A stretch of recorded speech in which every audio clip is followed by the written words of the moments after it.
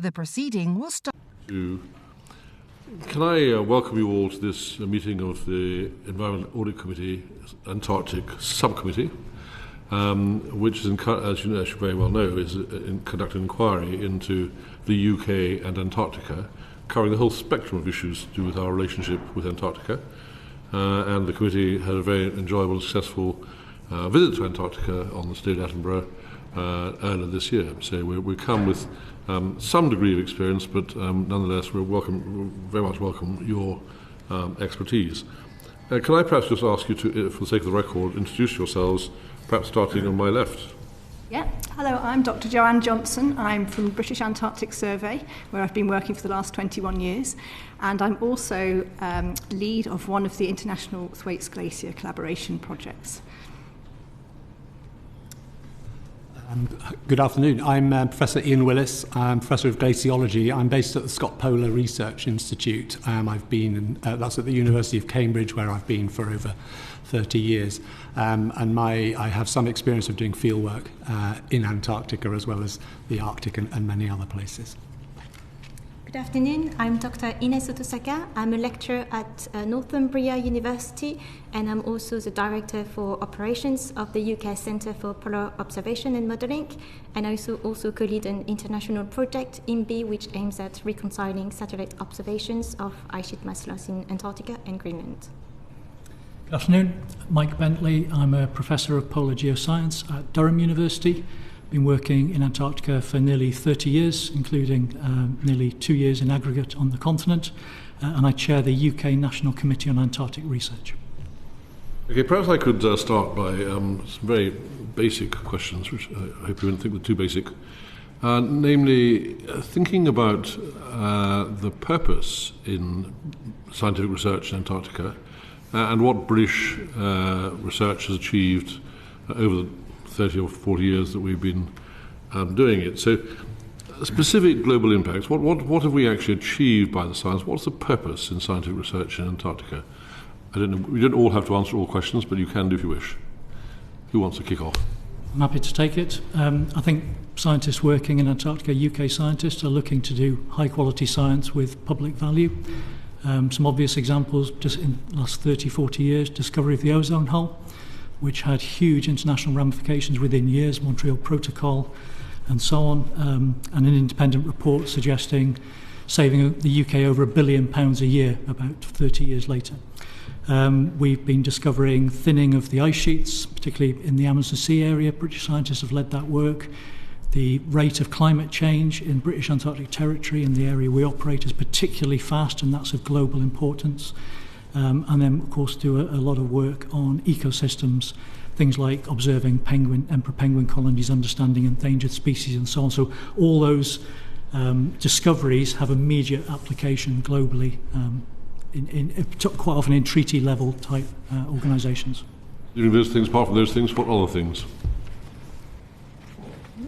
I'd just like to say that we have, as the UK and BAS as well, have consistently produced really high-level information that has been used by the Intergovernmental Panel on Climate Change, and which provides member governments and observer organisations with the authoritative consensus on how vulnerable the Earth's climate system is. And just as an example, from the sixth assessment report, which the IPCC produced, one of the chapters on ocean cryosphere and sea level change, the UK contributed 30% of the citations for that. And I think the US contributed about 50%, but 30% is quite a high amount.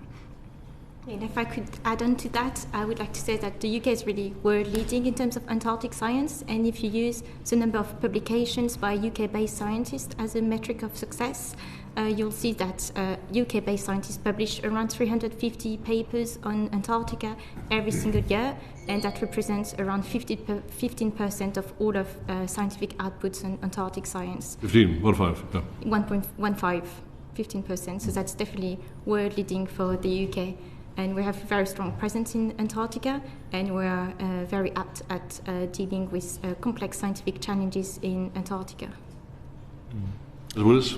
Not much to add really, but just to reiterate, I think UK scientists punch above their weight, I would say, in terms of the research that's done in Antarctica. We've heard some statistics on publications. We're sort of consistently, of all the research that's done in Antarctica, we're publishing a high percentage, and second only to the US. If you look at the last sort of 20, 30 years, that's altered recently. China is now doing more research in Antarctica, and in terms of major outputs, publications in journals, China is now second, with UK a close third. So, balance is shifting a bit, but UK punches above its weight. You'd all be absolutely plain that we are doing more than our small size would justify. We are a leader in Antarctic science, is broadly speaking what you're saying. There's no sort of question in your mind about that. All right, what would have happened had we not done so? Would somebody else not have stepped in? And also, do we have to do it in Antarctica? Is this not mainly stuff that could be done remotely?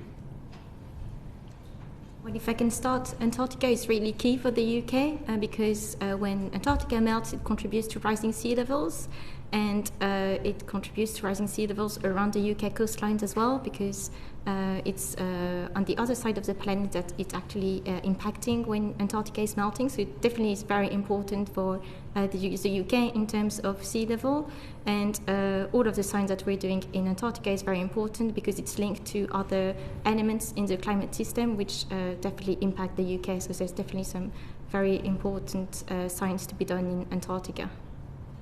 We punch above our weight, and you believe that's something that's of great benefit to the UK as a place. Is what you point out. All right. Can I ask you secondly about how this is done? I mean, we have a plethora of universities, other institutions, and of course BAS in the lead. How is scientific research on the continent sort of divvied up amongst those who are interested, and also how is it controlled? How is it? Who does it report back to? Who coordinates the outcome of British scientific research in Antarctica? So if I can start. Shall I go?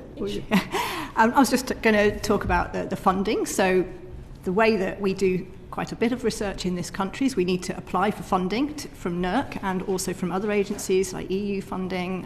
DEFRA has the Darwin Plus scheme. And that, through NERC and many of these places, is an open, competitive process. But most proposals that go in for Antarctic research are highly collaborative, including with many other nations around the world. And within the UK as well, it's not just BAS, but lots of university partners as well. And people represented here can fill in on that. Yeah, if I can add on to that, so BAS does around half of science in Antarctica, and then the other half is done by universities. So across the UK, we have a very wide range of expertise. So it's not just about going to Antarctica and doing some field campaigns. It's also about using satellite observations to generate some long climate records so that we can identify changes and measure trends in Antarctic sea ice and Antarctic land ice. And it's also about developing our numerical models so that we can provide robust protections of future sea level rise, for instance, for the ice sheets. But I think that was the nature of my question was, we know all that work's being done, we know it's all first class, but by what means is it coordinated? When this committee did our inquiry into the Arctic, one of the conclusions we came to was that there's really very little coordination amongst the 78 universities who've some kind of research in Arctic science. And my question therefore is with regard to Antarctica, is that different perhaps because of the bigger presence of BAS, or by what mechanism are we certain that a scientist from Cambridge isn't doing precisely identical work to a scientist from, well, perhaps even from overseas or from Newcastle, let's say? And is there any mechanism by which science in Antarctica is coordinated and overlap is avoided? Yeah, I think the thing that's perhaps a little bit different in Antarctica is we have the Scientific Committee on Antarctic Research, which is an international organisation that was set up to advise the Antarctic Treaty on what science should be done in Antarctica and coordinate what's coming back. And the UK, you won't be surprised to hear, is a big player in the Scientific Committee for Antarctic Research. We lead many of their programs. They don't fund original research, but they have a coordinating role. So they bring together groups internationally to avoid exactly that problem of different nations are basically attacking the same problem and being repetitious. So there is coordination at that level. Not all work is under the auspices of SCAR, but most of it is. The big programs are. There's good understanding between nations about what they're doing. Within the UK, it's a highly competitive funding environment, and actually it's well known what others are doing. It would be very, very surprising for a research council to fund the same thing twice, because there's good knowledge out there of what's being done. In terms of how we oversee that, BAS will have their own science strategy, and the UK National Committee for Antarctic Research and an organisation called the UK Arctic and Antarctic Partnership, which tries to bring the two poles together. We published a report a few years ago showing what we think the priorities are, tallied up to the international priorities, and what we're best positioned in the UK to deal with next with the new investment in infrastructure. So we do have coordination at international and national level.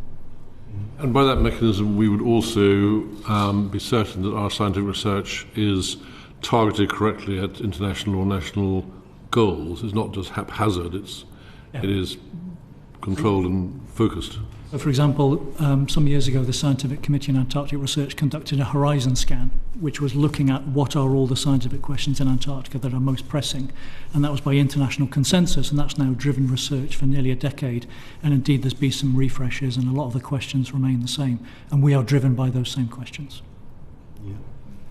I'll just reiterate on the peer review process, which is the main way in which sort of science operates sort of internationally. And where UK scientists are always often asked to review international research, which may itself be collaborative, involving other UK scientists, and vice versa. So our research proposals, which we may submit to NERC, other places, will be reviewed not only by other UK scientists, but by US scientists, by other European countries' scientists, Canada, and so on. So there is this, and at least 3-4 people will review those. So there are checks and balances.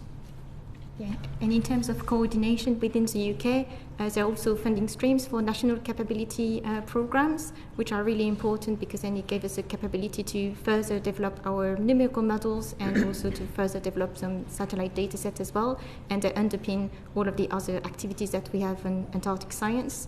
And I would like to add that BAS also plays a very important role in coordinating all of the field activities, and access to Antarctica is not restricted to BAS scientists, but also to scientists across the UK universities through the NERC-funded projects as well.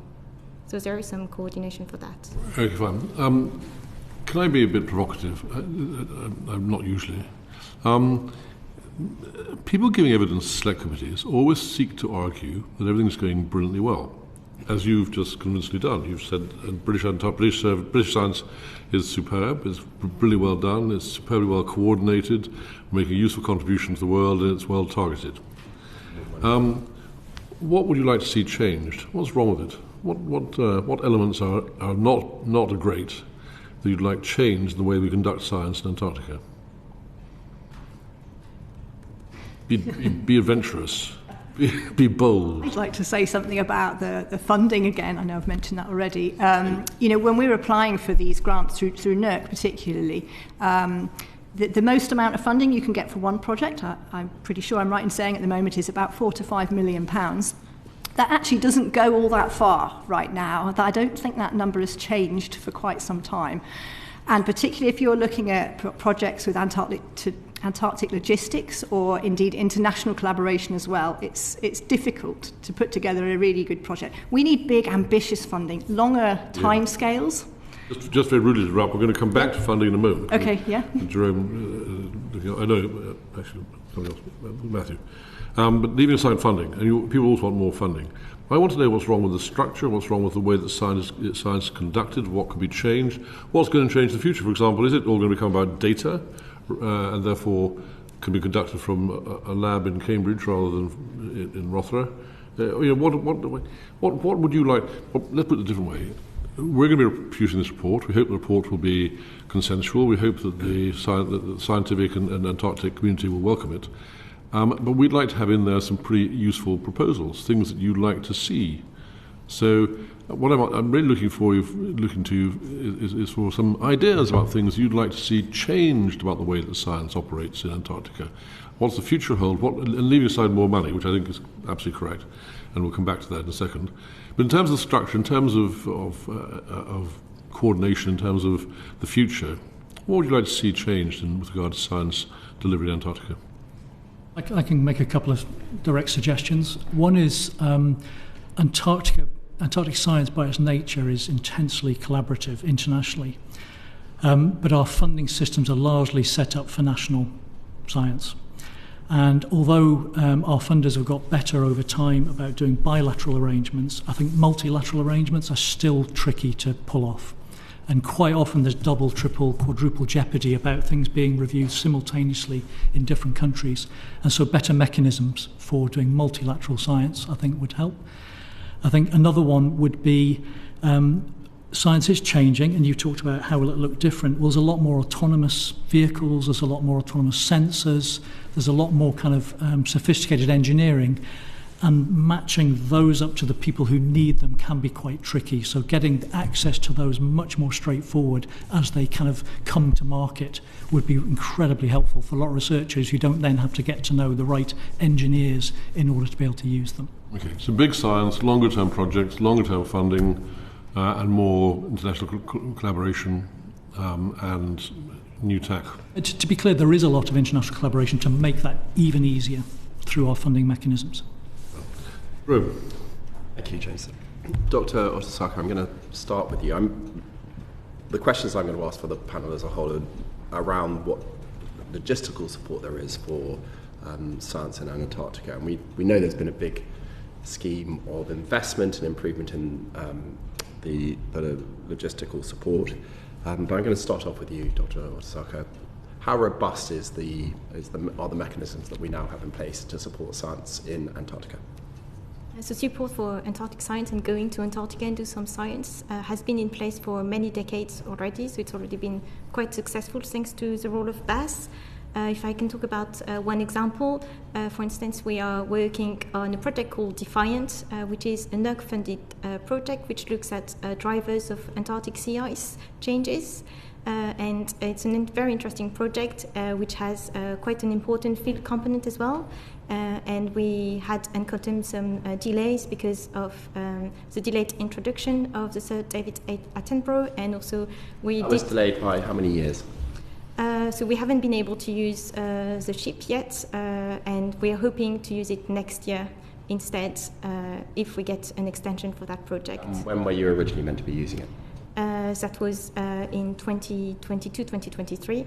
But we did manage to have an airborne campaign, and we were based at Rotorua, and we were there during in the middle of the renovation work.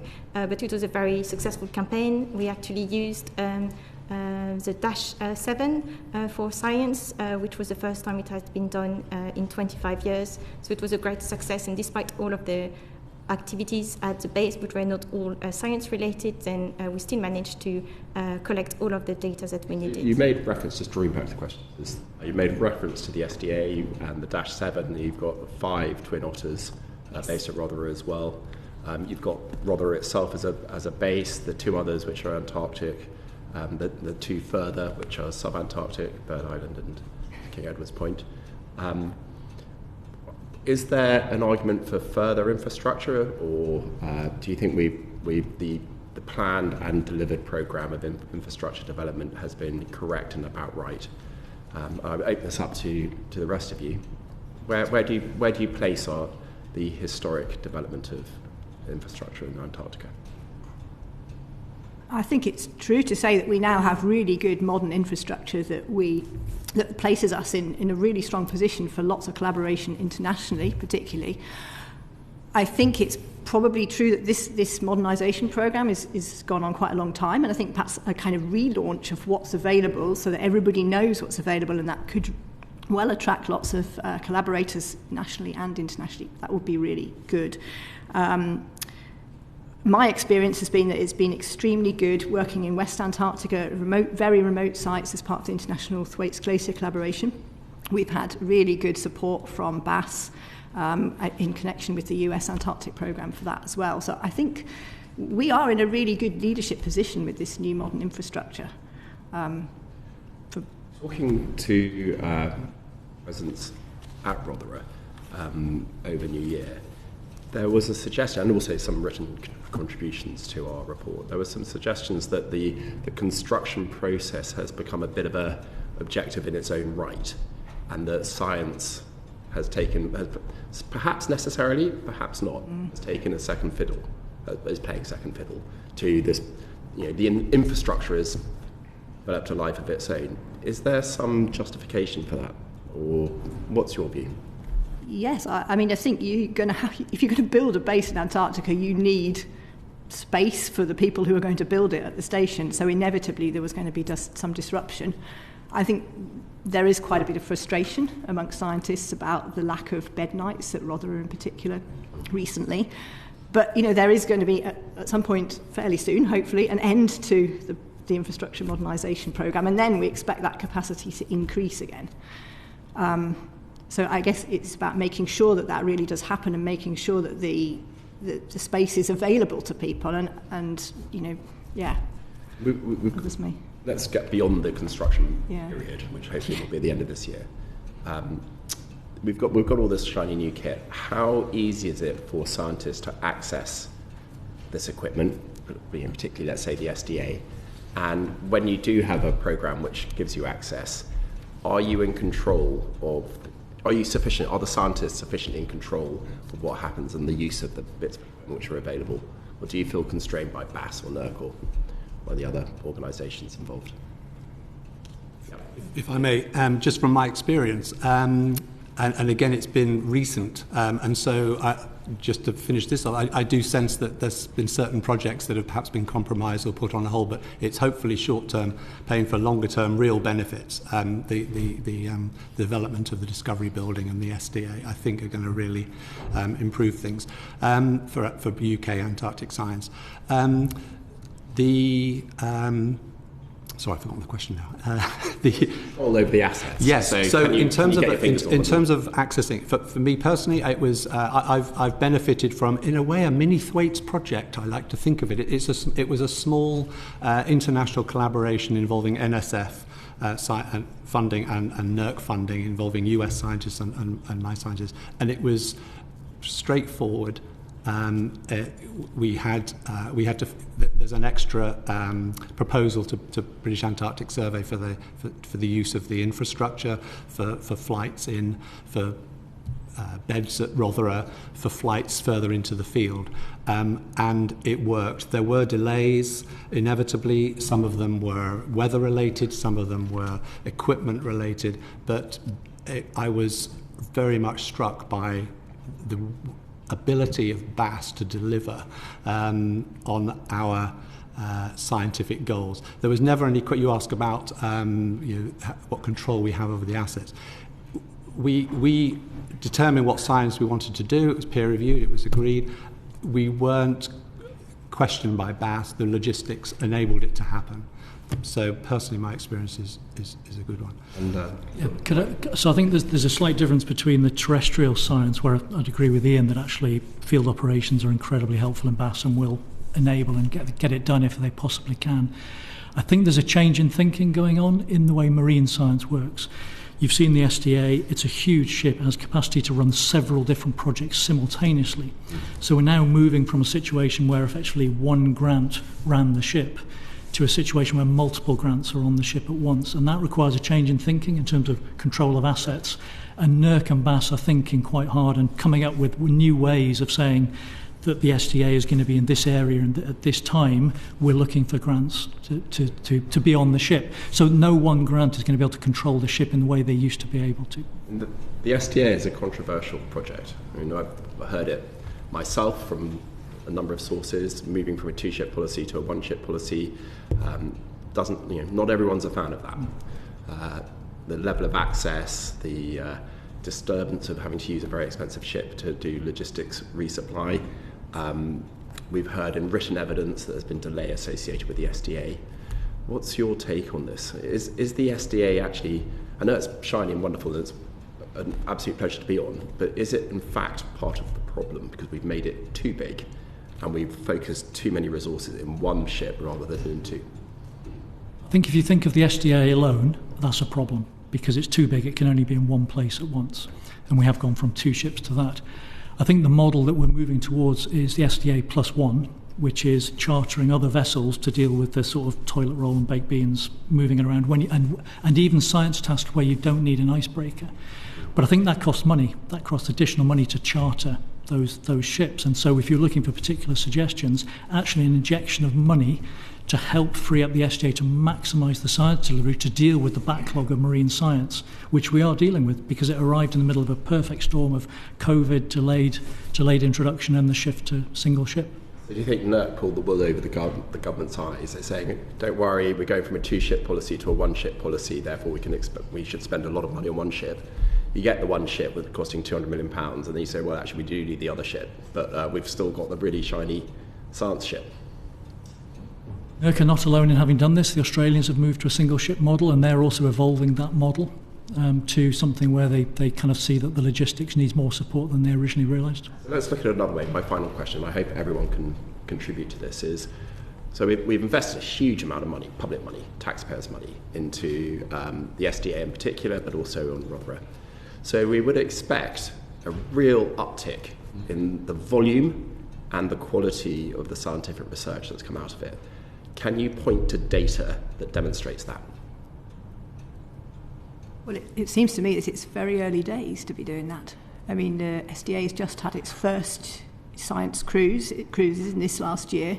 2 very big projects supported there, Biopole and Piccolo. It seems to have been very successful, but they've only just gathered the data, so you're not going to see the outcomes, the publications from that and the follow-on grants necessarily either. So that would be my answer. You need to wait and see. What about the rest of you? I'd agree. I think it's too early to tell. It's just on the first science cruise. The building at Rother isn't yet finished, so I don't think we don't have data to show. I think there's an enormous pipeline of work, certainly in marine science, that is good, peer-reviewed, international quality science that is just dying to get onto that new ship and use those capabilities. If I may, another thing to just to remember is that, yes, the SDA 1 ship, but as we've heard, the model is 1 ship plus other support as necessary. But more scientists, more programs can take place at once on the SDA just by the dint of it being a larger, modern vessel. So yeah, once we get starting to get through this backlog, I anticipate that the amount of science and hopefully the quality of the science is going to pick up. And also if we can try to work with other partners as well internationally. So for instance, so Germans have a very strong Antarctic program as well. They also have a research vessel, the Polar Stern, and sometimes we can partner with them and also send scientists on cruise on the Polar Stern to collect some additional data. So that would be another avenue to look at. Let's go on. I wanted to elicit your views upon the funding that is available for UK Antarctic researchers. How do researchers typically go about them? What kind of problems do they face? Shall I go now? Well, I'm going to mention again the lead time for projects that require Antarctic logistics. So, there's been some really big projects recently. The Thwaites Glacier Collaboration is one. The Beamish drilling on the Rutherford Ice Stream is another. These have taken a decade to spin up before they've even started the work in terms of negotiating who's going to be involved, thinking about the logistics, which are really big scale and this is challenging work. We're drilling through the ice sheet in the Beamish situation, and with Thwaites there's just loads and loads of different work all going on in the same place at the same time, but all requiring really big logistics. These things take loads of time, and in the current timelines for NERC funding, you get like a 5-year project. Within that 5 years, sometimes you might, if you're working through the Halley Research Station, for example, you've got to deal with a ship call that is only every 3 or 4 years.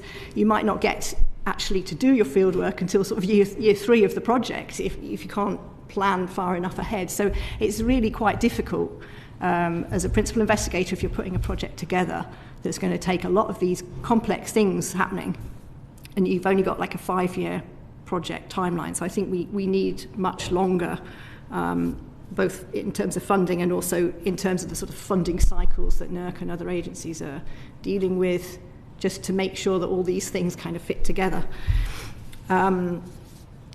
I also have mentioned already that the amount of money, certainly in NERC's funding schemes, is just not really enough anymore to be doing the things that we want to do. So we need bigger, ambitious amounts of money, I'm afraid. Before, you mentioned long-term funding, which we come on to. Yeah. But the issue I was trying to pinpoint down was where does the initiatives come from? Is it something that you go to NERC to, or does NERC say there is funding available for this specific kind of work, climate change, for example, where alternatively many other UK-based researchers say, well, that's not entirely what we're interested in, we wish to do something else?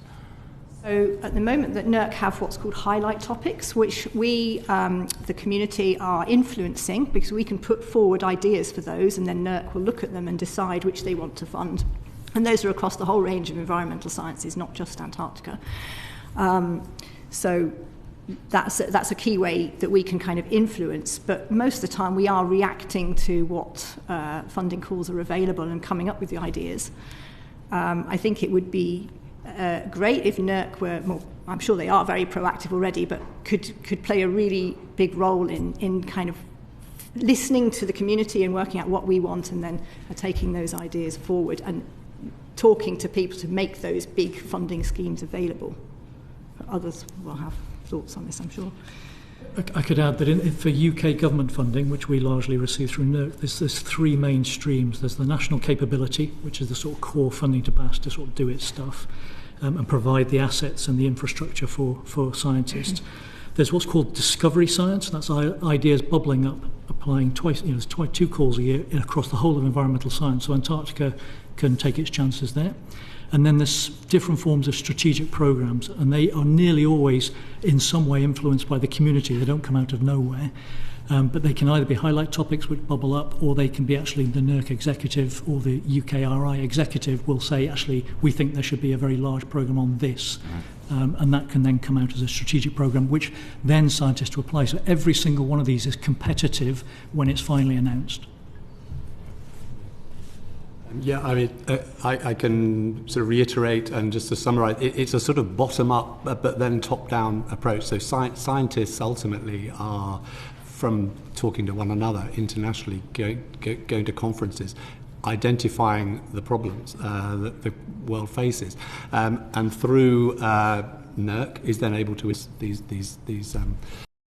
these calls to which we then have the competition. In terms of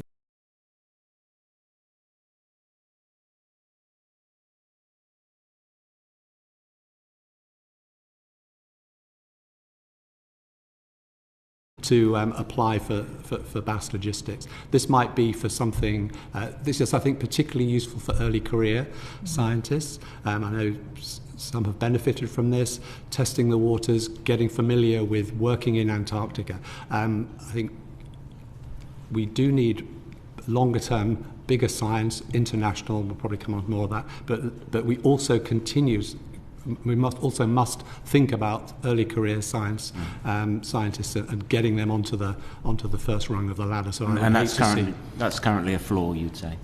I would like to see more opportunities for early career scientists. Can I add to that? So, because we've had delays in fieldwork due to COVID, but also the infrastructure modernisation programme, we've really lost a period of time where we haven't been able to train those early career researchers because they haven't been able to go to Antarctica, they haven't been able to use the infrastructure. And I think we are at risk of having the sort of next generation who don't really know how to do polar research in the way that we have. So I think I feel really strongly that we do need to target that, whether that's with a sort of specific funding where we can bring those early career researchers in, or the CAS scheme as was mentioned.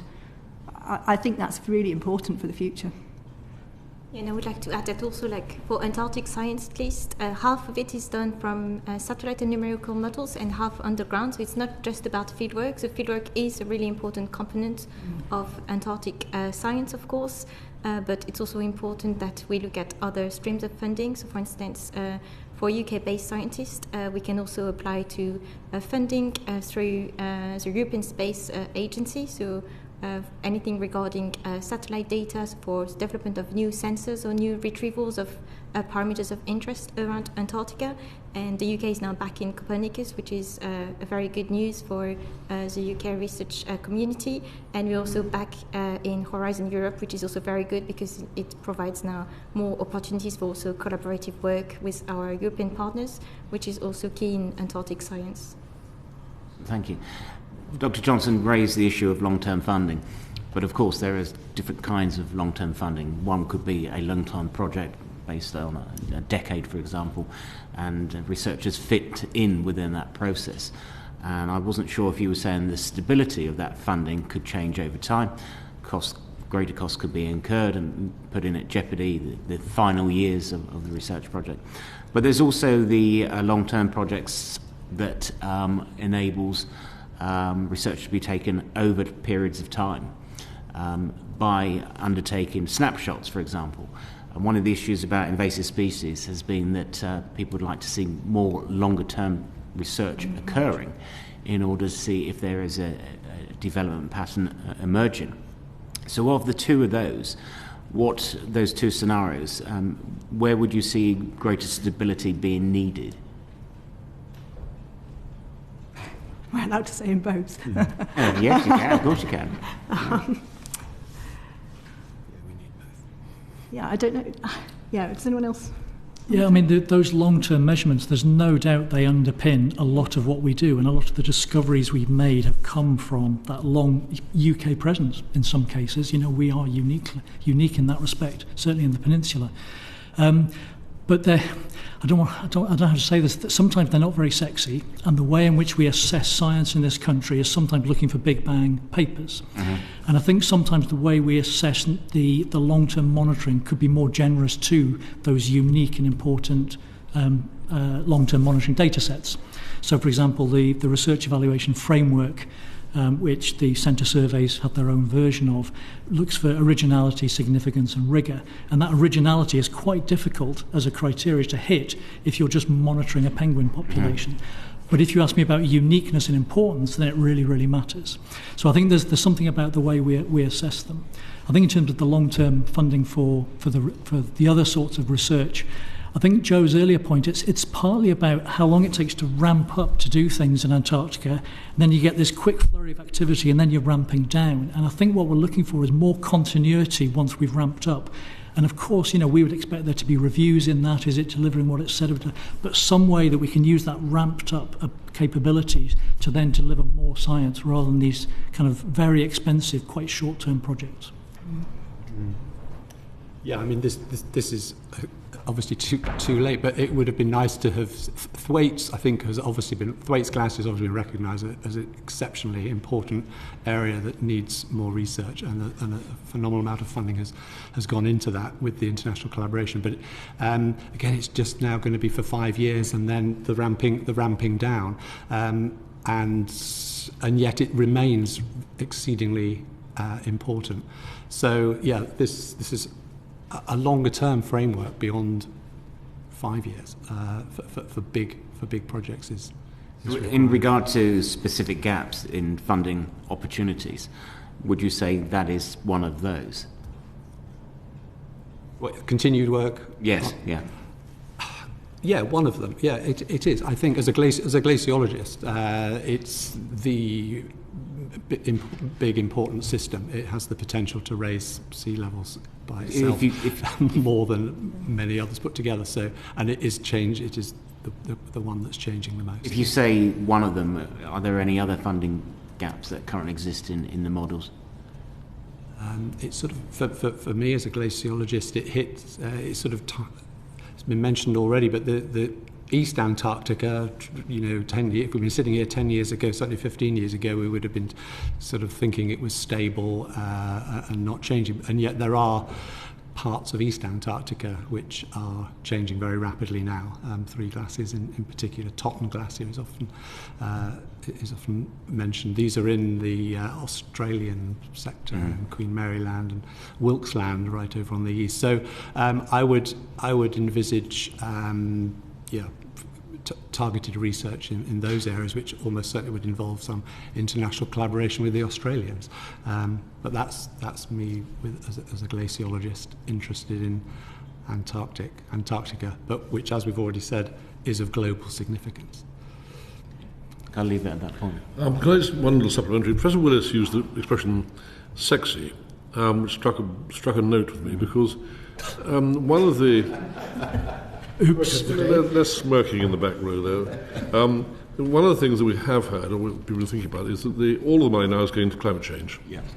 Many other areas of Antarctic science are being slightly neglected or downgraded because the sexy bit is climate change. Is that a fair allegation? It's not climate change per se. It's the impacts of climate change are being felt in every part of the Antarctic system, whether it's the ecosystems, the take-up of carbon in the oceans, the geochemistry of the ocean, the sea ice, the glaciology, the terrestrial ecosystems. It's all being... It is the effect of climate change which is the dominant driver. And so, that's why so much money is going into so-called climate change research, but a lot of it is impacts of climate change. Very little of the research is actually saying how fast is it changing. We kind of know that now. We know that, and therefore it has consequences. So you wouldn't detect any such skewing away from more traditional areas of scientific research? I think in a limited funding world, we have to maximise, that public value that we talked about right at the beginning. I think many of the baseline measurements feed into that. I would be very wary of cancelling any of the really long ones just because they didn't relate to climate. But I think a lot of them do. Corey.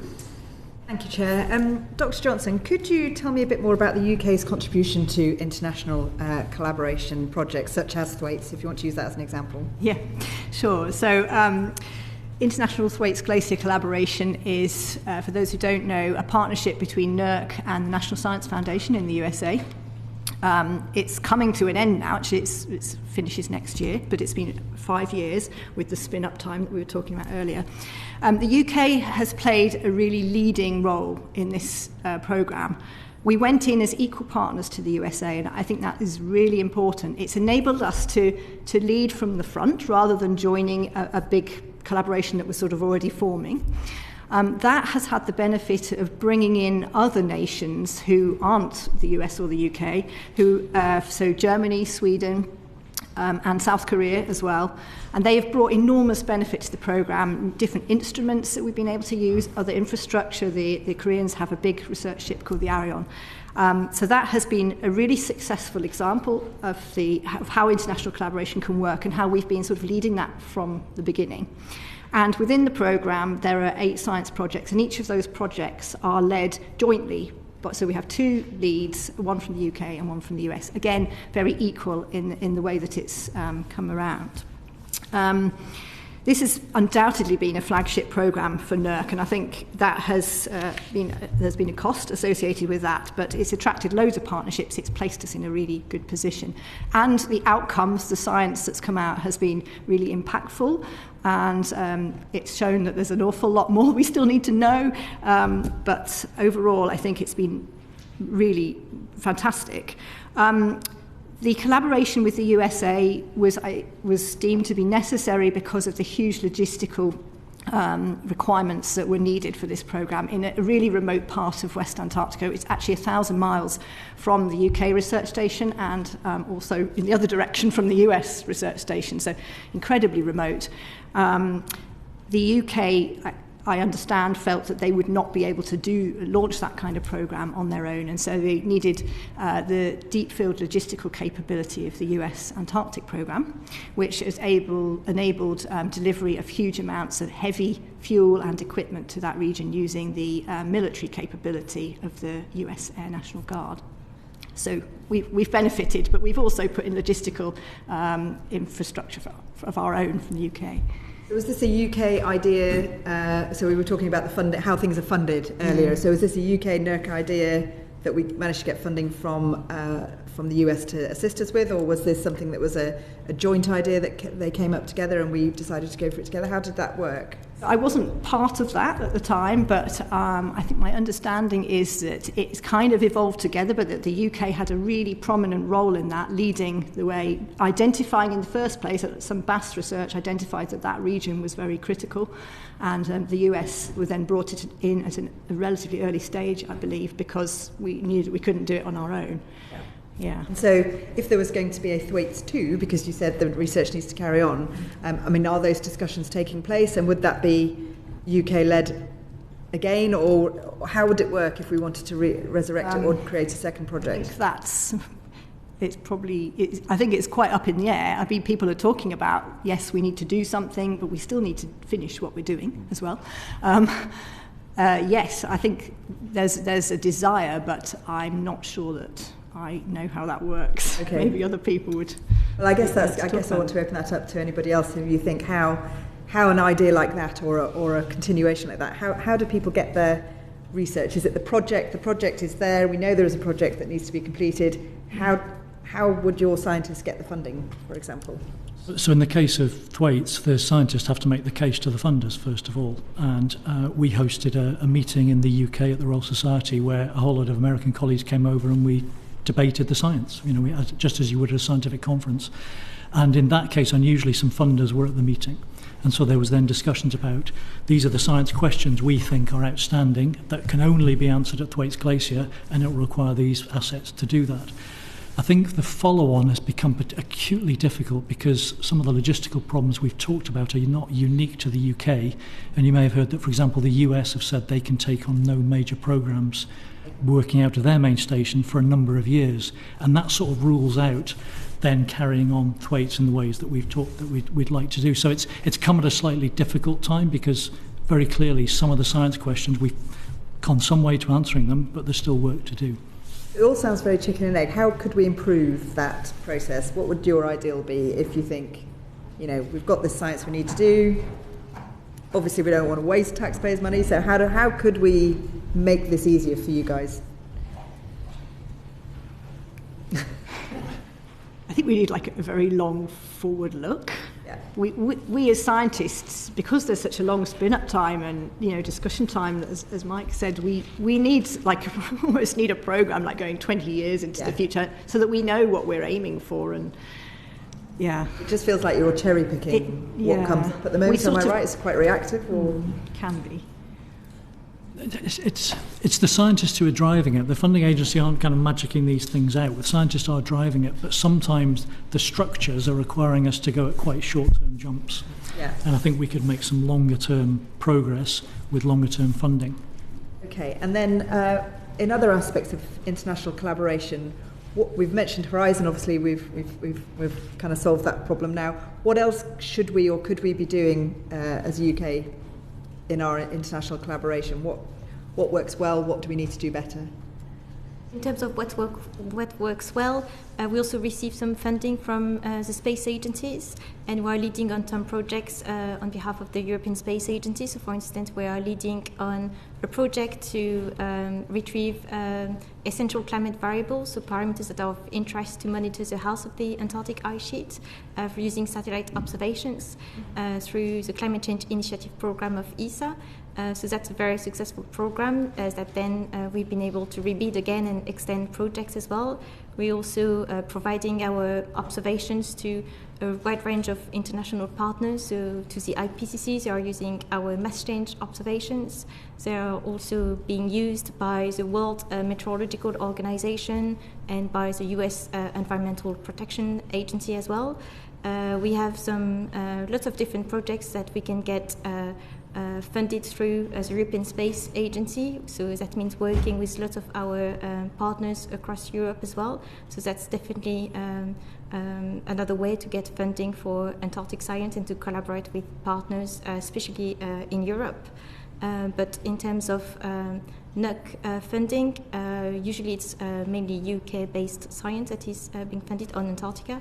And then there is this, the SWAITS project that we've just heard about, but that's not very common for NERC to do those kind of big projects and collaborations with the US, for instance. It would be nice if we could do more of this kind of projects, and also maybe with different partners as well. Anything outside of funding, or that you would wish to add, or?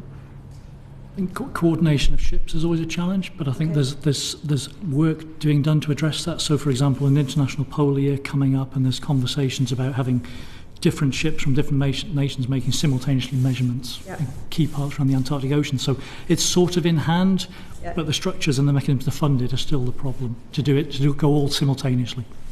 Thank you.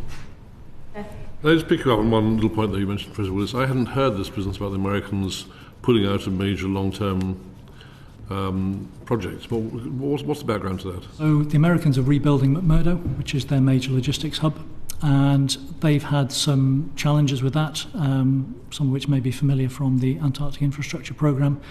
And whilst they've not stopped science, they've said we can't support any new big programmes. So there's still science going on through McMurdo, make no mistake, but they have specifically asked the community not to propose anything really big, or if they are, they're going to have a pretty serious conversation about how it's supported.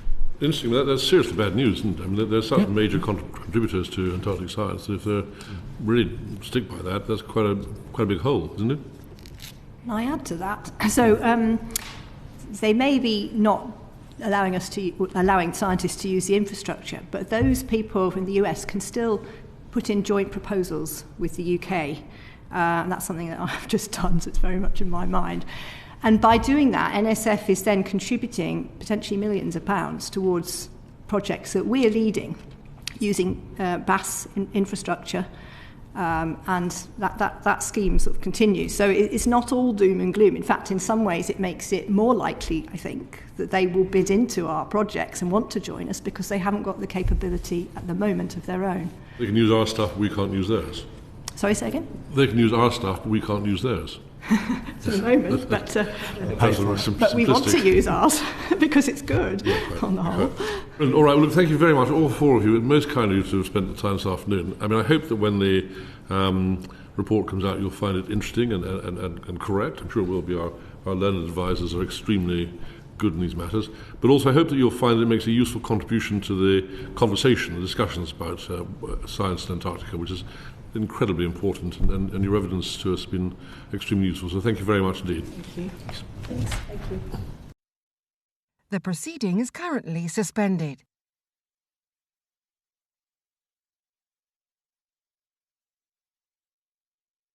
The proceeding is currently suspended.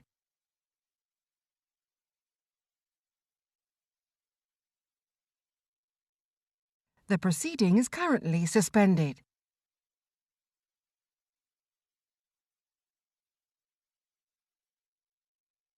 The proceeding is currently suspended.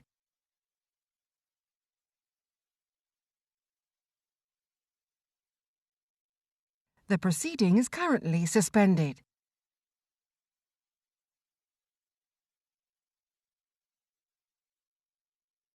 The proceeding is currently suspended.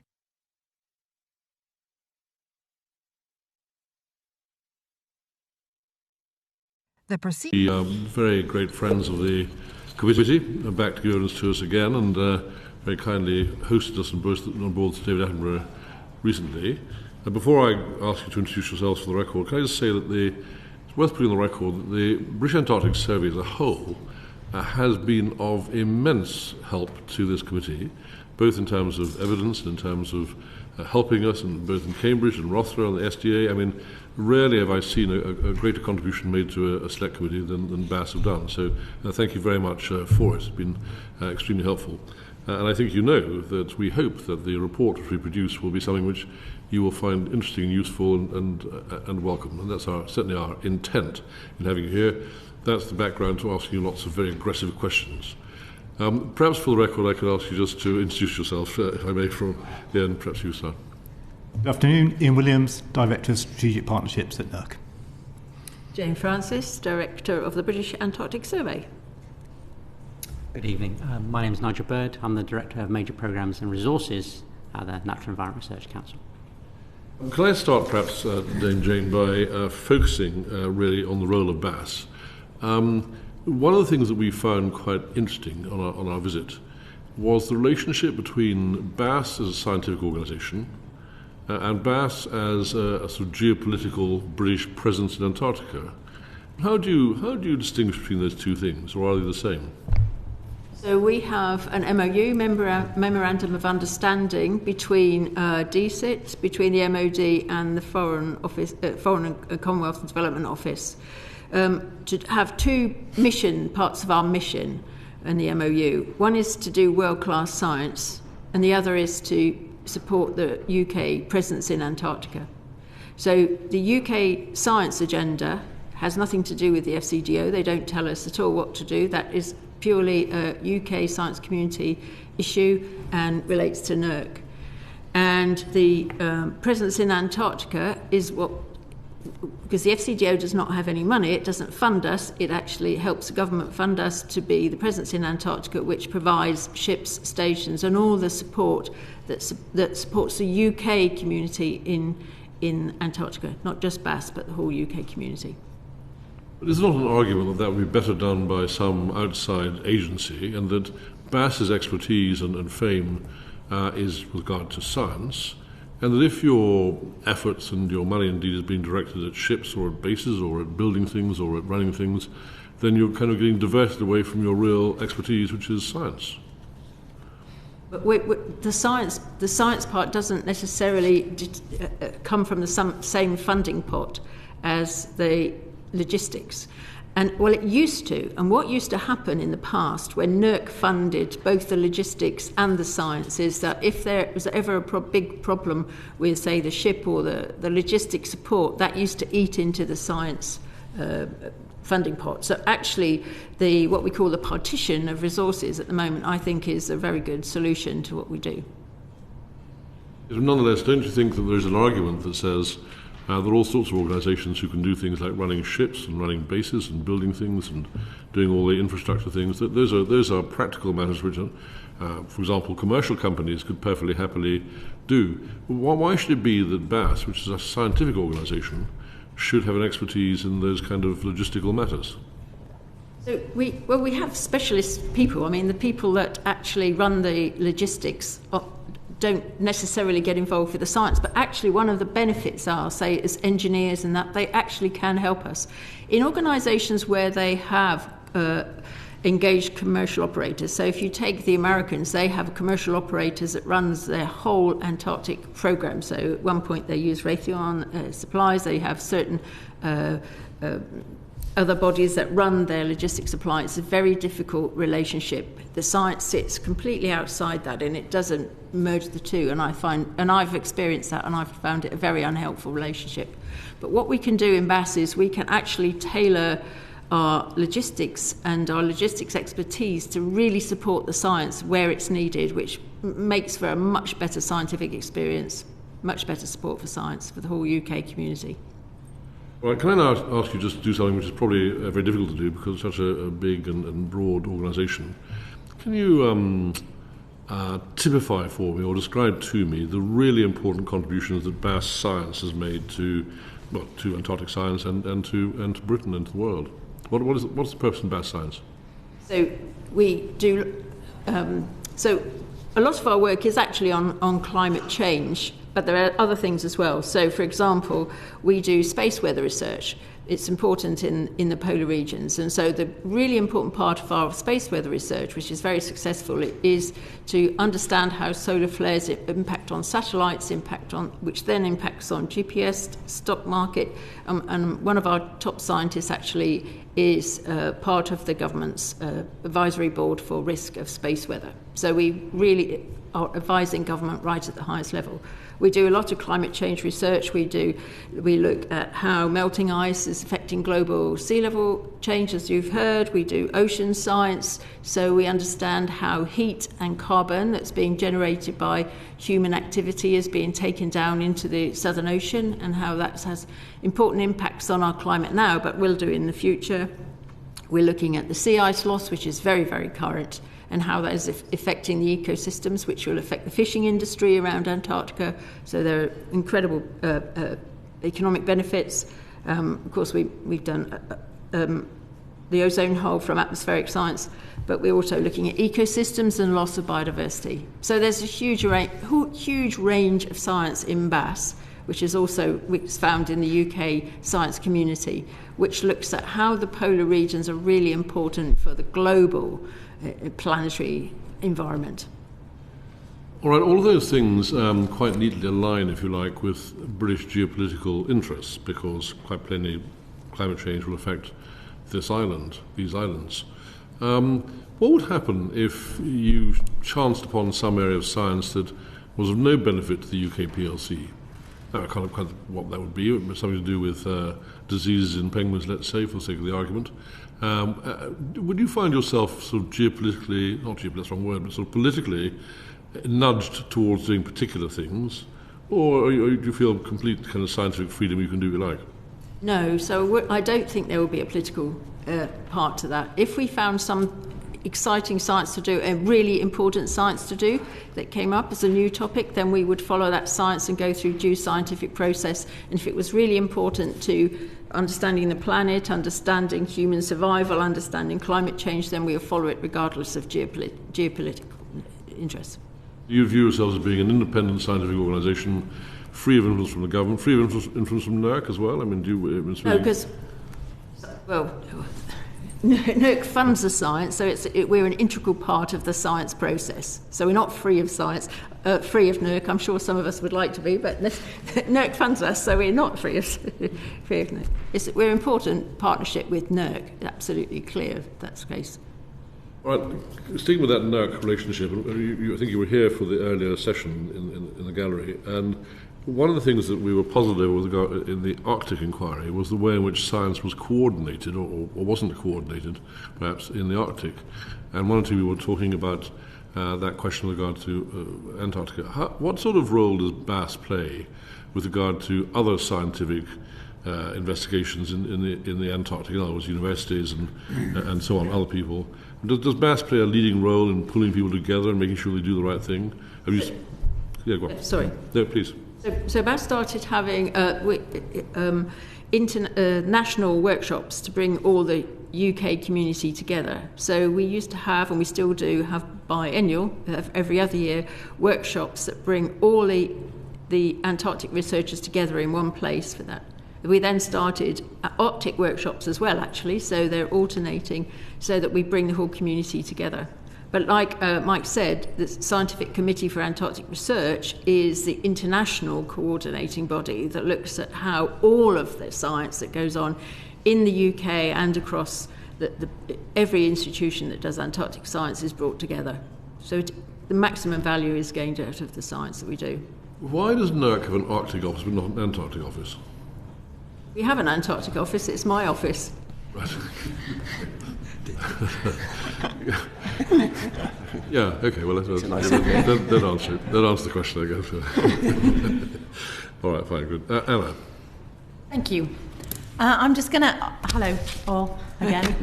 I'm going to ask some questions about the AIMP, the Antarctic Infrastructure Modernisation Programme.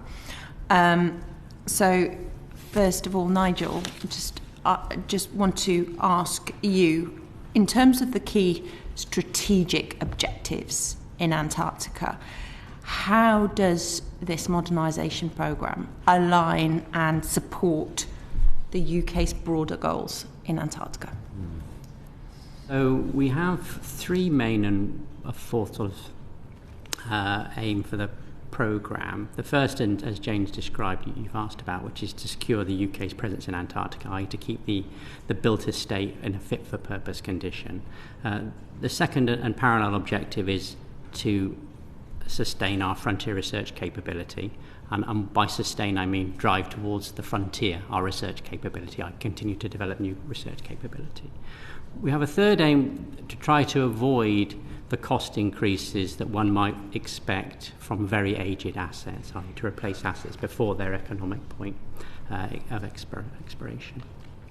And the fourth objective, which we endeavour to maximise, is around public engagement for science and research, because we found that much of the Antarctic infrastructure particularly has great public interest, and we can use that as a vehicle to enable public engagement actually about science. So we'll obviously start the conversation about the infrastructure, but you want to go on to talk about the scientific outcomes of both NERC and BAS.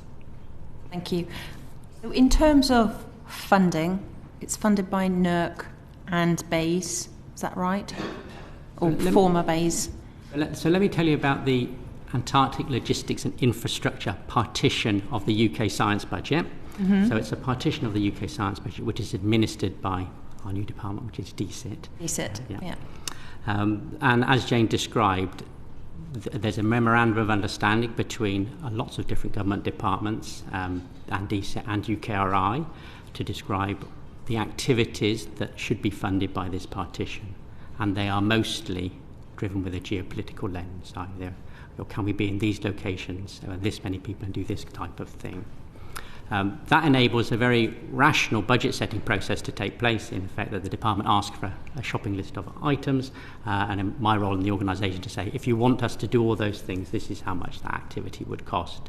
Shall we iterate that list?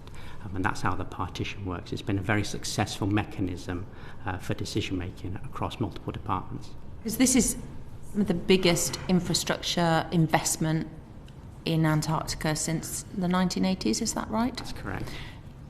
Are you satisfied with the amount of funding and upgrades that are going in that are needed? Because I suppose what happens is you get to a certain point, you haven't done any upgrades for a long time. You get to a point that upgrades are very expensive. You've got issues such as having to move the Halley Research Station because of environmental hazards and the ice shelf there. How does this fit in with the budget that you have, and are you satisfied with that? So in terms of the partition funding, which pays for the operating costs in Antarctica, I think I'd go on record to say that UKRI and DCIT have met the needs.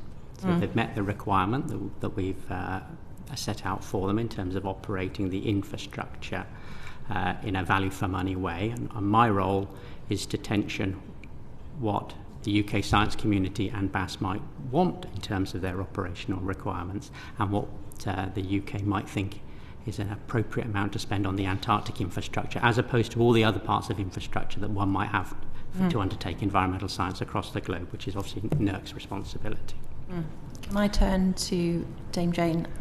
Can I ask you then, in terms of the scientific capabilities that this modernisation programme is delivering, are you satisfied with that, and in terms of the decisions being made, the funding amount, and what that's then going to deliver in terms of science? Yes, I think so. The ship is absolutely fantastic, as we saw. I mean, we have a ship now that's the envy of many nations. It has, 11 plus laboratories on it. We can do more than one scientific program on it, which we couldn't do before. We had a ship that was a science ship with about one very poor lab. Now we've got 11 labs. We can do new kinds of science on the ship that we could have never, ever done before. Really modern science. And it can go places that we could never have gone before. So it really is a revolution in our marine science. The new building in Northumbria will make life much easier and efficient in terms of how we deal with science and prepare for science. I mean, and one of the whole purposes of modernisation, apart from building buildings which are safer and won't burn down and are not losing heat, is to actually reduce our carbon footprint as well, and make them more sustainable, because what we have now is not fit for purpose at all.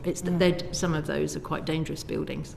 So I think in the future we will be able to do better science and be better supported and be more safe, which is one of my big topics. So in terms of those carbon saving and also environmental considerations, how is this modernisation programme helping with that? For example, I think we heard, and I've certainly spoken to Chile, who've got a base that I think is that they're providing, their energy consumption is zero carbon. I think we heard from you that, or one of their bases is, that from you that was a challenge in Rothera, certainly. What are you doing in terms of ensuring that, firstly, the environmental considerations when upgrading infrastructure? You've obviously got a new runway, you've got new buildings. How can you ensure that is as least impactful on the environment as possible, but also in providing the energy that's there, that's as energy efficient and zero carbon as possible? So just say that Rothera is a much bigger and much more complex station than anything that say, Chile has. So, for example, you have to compare like with like. Okay. And then we do have a target to make one of our smaller, more comparable stations as carbon-free as we possibly can, so that will make it much simpler. Which one's that? Sydney, which is part of the AIMP project. Yeah. So we do have a big renewables project in Rothera to do the best we can to make it, to decrease our carbon footprint in Antarctica. So the buildings are much better insulated, we have combined heat and power. So in the past we had generators that were just throwing heat out into the atmosphere, at the same time using tumble dryers next door. I mean, this will all be combined now and be much more efficient. We've got solar panels on the building for use in 6 months of the year, but not through the cold, dark winter, so 50% of the time. And we're also looking at completely different kinds of power. So we're looking at wind turbines, which are quite difficult in Antarctica because we've got a lot of birds around, rather, as you know, so we've got to be careful where we place the wind turbines. Yeah. We can't use anything in the oceans because most ocean energy generators require an open ocean surface, and we have these things, big white things called icebergs, which are highly destructive, so the ocean is not somewhere we can use. But we're trying as best as possible to use everything we possibly can and adapt when new things come online.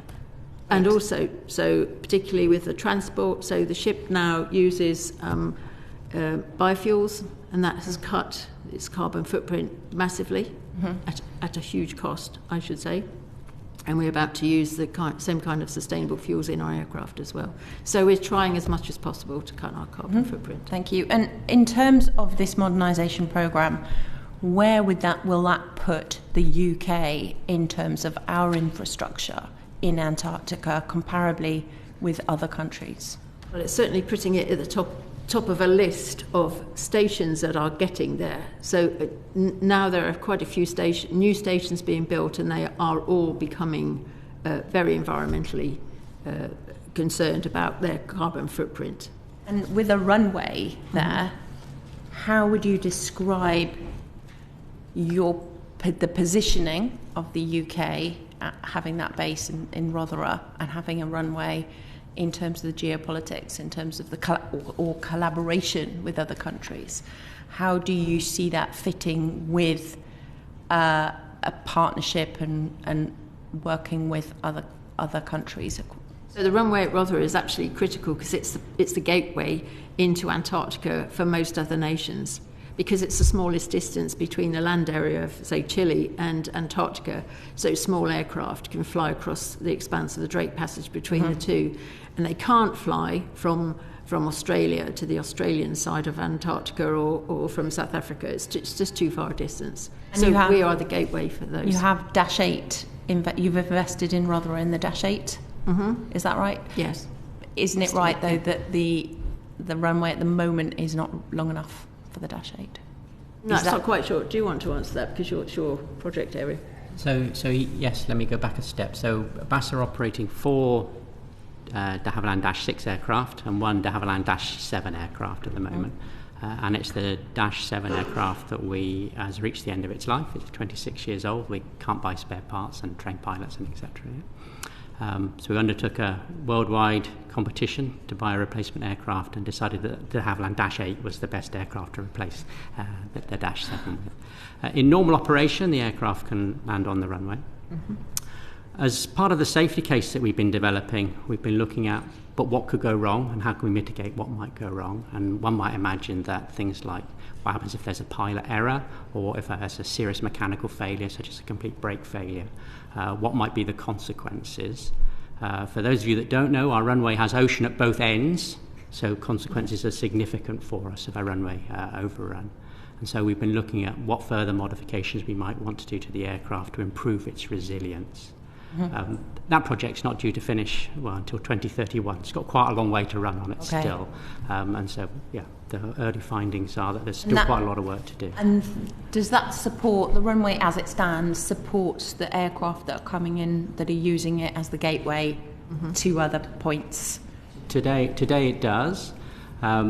It's up for each nation to determine their own safety case for its own aircraft, by which aircraft it feels are safe to land upon the runway and with what margin they do so. We have an option to further extend the runway if required, and we set out that case to the Treasury as part of the business case for the modernisation programme. We're reluctant to do that unless it's absolutely necessary, so answering these questions in series is the best approach, we think. Obviously, extending a runway into the ocean, as I've described, would have an environmental consequence as well as a cost consequence. It's a very expensive place to construct activity and infrastructure. Thank you. I think Jerome wanted to come in, but he's gone. Okay, can I just ask one extra question on this? Just in terms of, so this is just moving away from the infrastructure programme, in terms of the science that's being carried out, Jane, would you be able to say a little bit about the collaboration of science that's being done with other countries, for example, on Thwaites Glacier, and the importance of that for the UK and therefore for the world?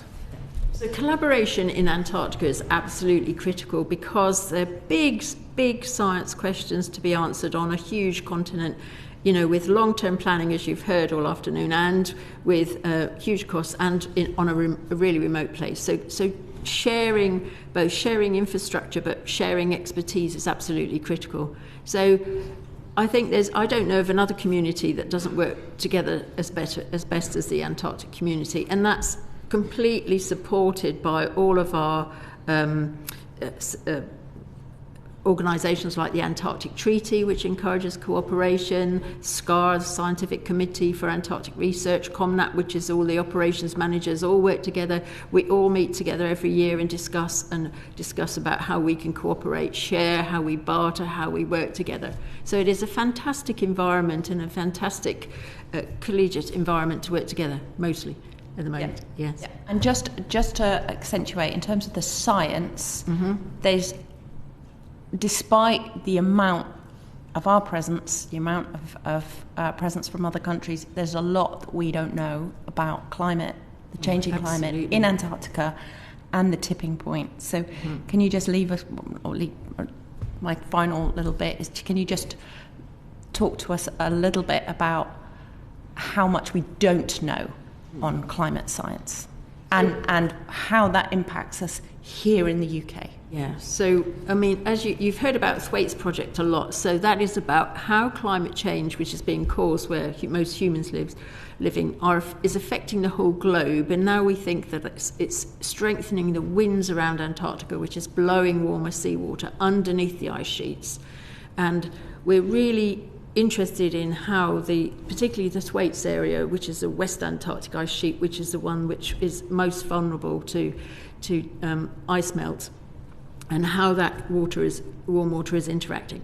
So what the Thwaites Project did was use really revolutionary new equipment, so underwater robotics, to go down with a camera so we could see where the water was going and what was happening for the very first time. And that's where the project so far has got to. So we've made phenomenal discoveries, but there's still more to do, because what we need to know is where that water's going next and when it's going. But also, for me, the really interesting question now is the East Antarctic ice sheet. That's the big block of ice that's sitting on a big block of rock. And years ago, not many years ago, 3 years ago, 4 years ago, I used to say, well, that's really stable. It's a big block of rock. It's sitting on ice, sitting on rock, and we don't think that much is going to happen to it, actually, in 10, 20, 100 years. But even in the last few years, Andy and his satellites in CPOM and people who've been on the ships have seen that there are changes already in the East Antarctic ice sheet. And that's a large block of ice, and if that starts changing, then that's going to have fundamental effects on, particularly on the sea level rise, which is going to go up exponentially, and also on the ocean circulation. So as all that fresh water is melting from the ice on land, it's going to freshen the currents around Antarctica, and the ice provides that cold, dense water that goes to the bottom of our ocean, and then it affects the whole global ocean circulation all the way around the world. And if we change that, we change the whole way that the oceans work, which therefore interacts with the atmosphere. So it is a fundamental change to the whole way our planet works. And for me, I think it's going much faster than we ever thought it would do. There's lots more to understand. Thank you. Well, can I just pick up one detailed point with you, Nigel? I must be careful as a constituent of mine. I must be nice to you. Environmental consequences of the extension of the runway. Presumably, there's huge quantities of stone being dumped in the bay there. What were the consequences of what you've done so far? But B, what else would happen if it were to be longer than that? I mean, there are experiments happening actually right there in the bay, aren't there? So yes, so it would not be without consequence in terms of changing the nature of the bay, depending upon the size of an extension or modified surface that we might choose to put on there. It's too early for me to give you any environmental impact statement on that. We haven't decided that that's what we're going to do, so we haven't done the environmental impact assessment of such a construction. I will say that we use rock local to Rothera, as it's been determined as the least damaging thing to do. But of course that creates a terrestrial disturbance as well as a marine one, because that's a small hill that used to exist and now doesn't. So there's a double impact to the location, although it is less impactful than, say, taking rock from another continent and bringing it to Antarctica. And I'm confident that you'd be very careful about this. Jerome, did you want to come in at this stage? Or? Yes, thank you. And apologies, I had to nip out just to deal with another responsibility. I'm concerned because with the Dash 8, you've got to have a longer runway. We saw experiments when we visited rather of the starfish and I'm no scientist, I'm going to call it the wrong thing, the fauna, the seabed fauna, the shallow seabed fauna that is already very much under stress because of the warming of the temperature. And then to dump several million tons of, I'm guessing it's that sort of scale of several million tons of rock, which you've got to blast out of the hill if you're going to use it locally. And we can all agree that Rothera is not currently it's not a picture postcard site. I'm just very concerned that the impact of a decision to buy a different kind of aeroplane that's having on the local environment is very heavy, and we need to be very careful that the cost does not exceed the value. So I agree with that statement.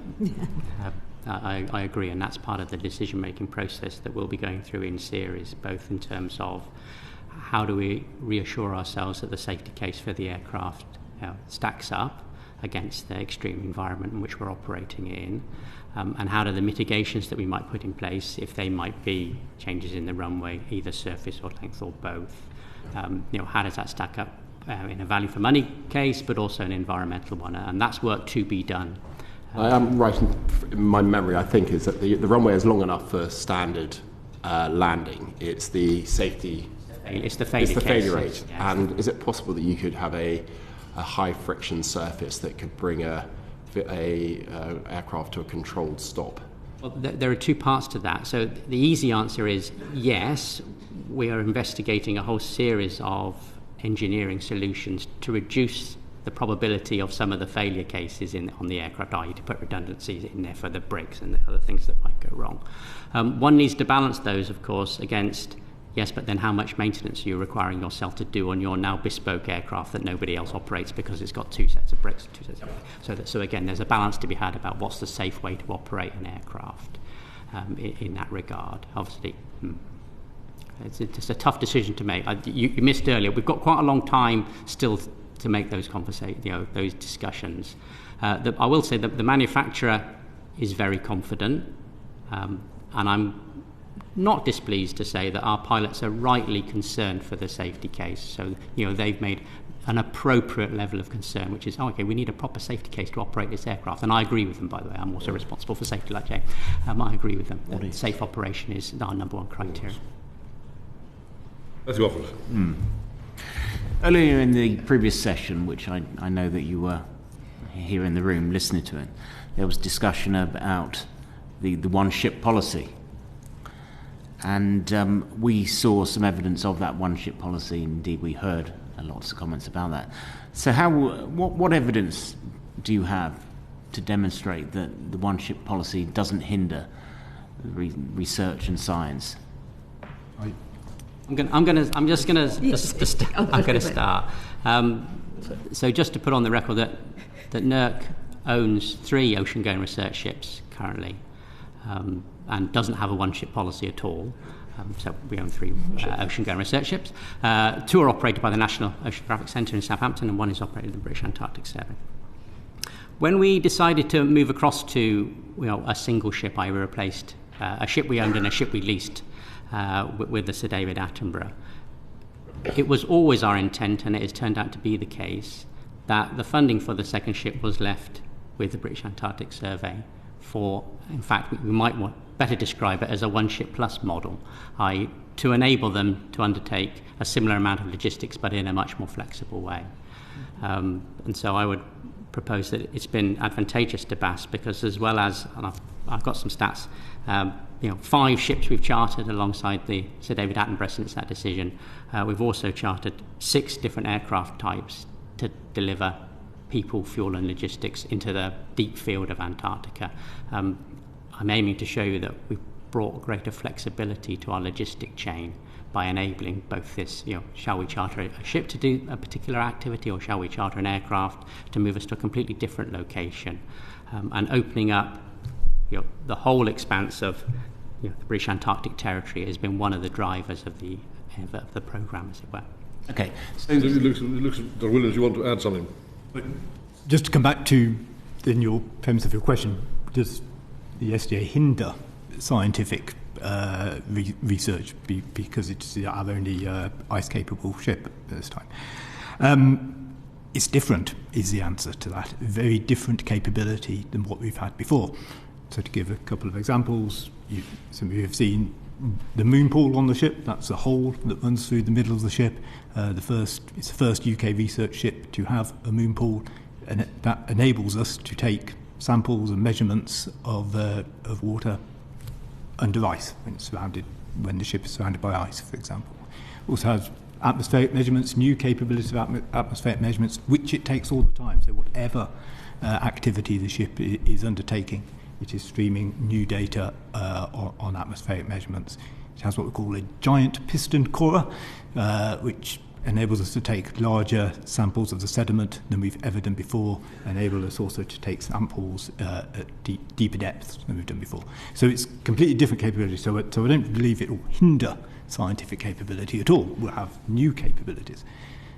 But we do have to operate differently, as Jane has alluded to. It's no longer the model of one project, one grant, one ship deployment. Because of its size and scale, we'll have to operate differently and have different projects going on the ship at the same time.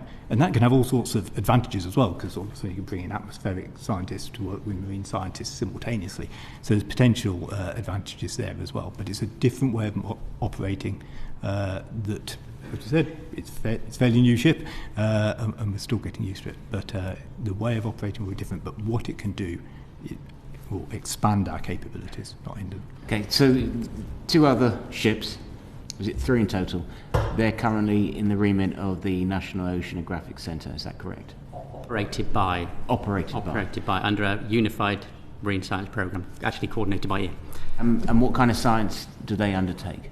That's one for you. So they undertake oceanographic science anywhere in the world except except where you need an icebreaker capability. So again, not in Antarctica. Not in Antarctica, except they do not in the ice. Yep. But they do go and did support in the gap before we had the SDA. Did support a lot of Antarctic work around the islands, as it were. So they do go quite far south and north as well. Yep.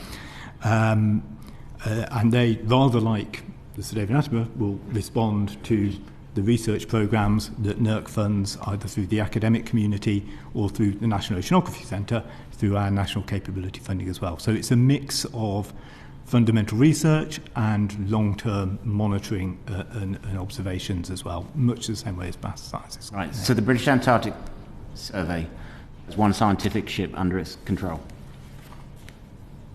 Not under its control, technically speaking, under NERC's control. So NERC plans the ships, both the Sir David Attenborough and the NOC ships, not National Oceanography Centre and not British Antarctic Survey.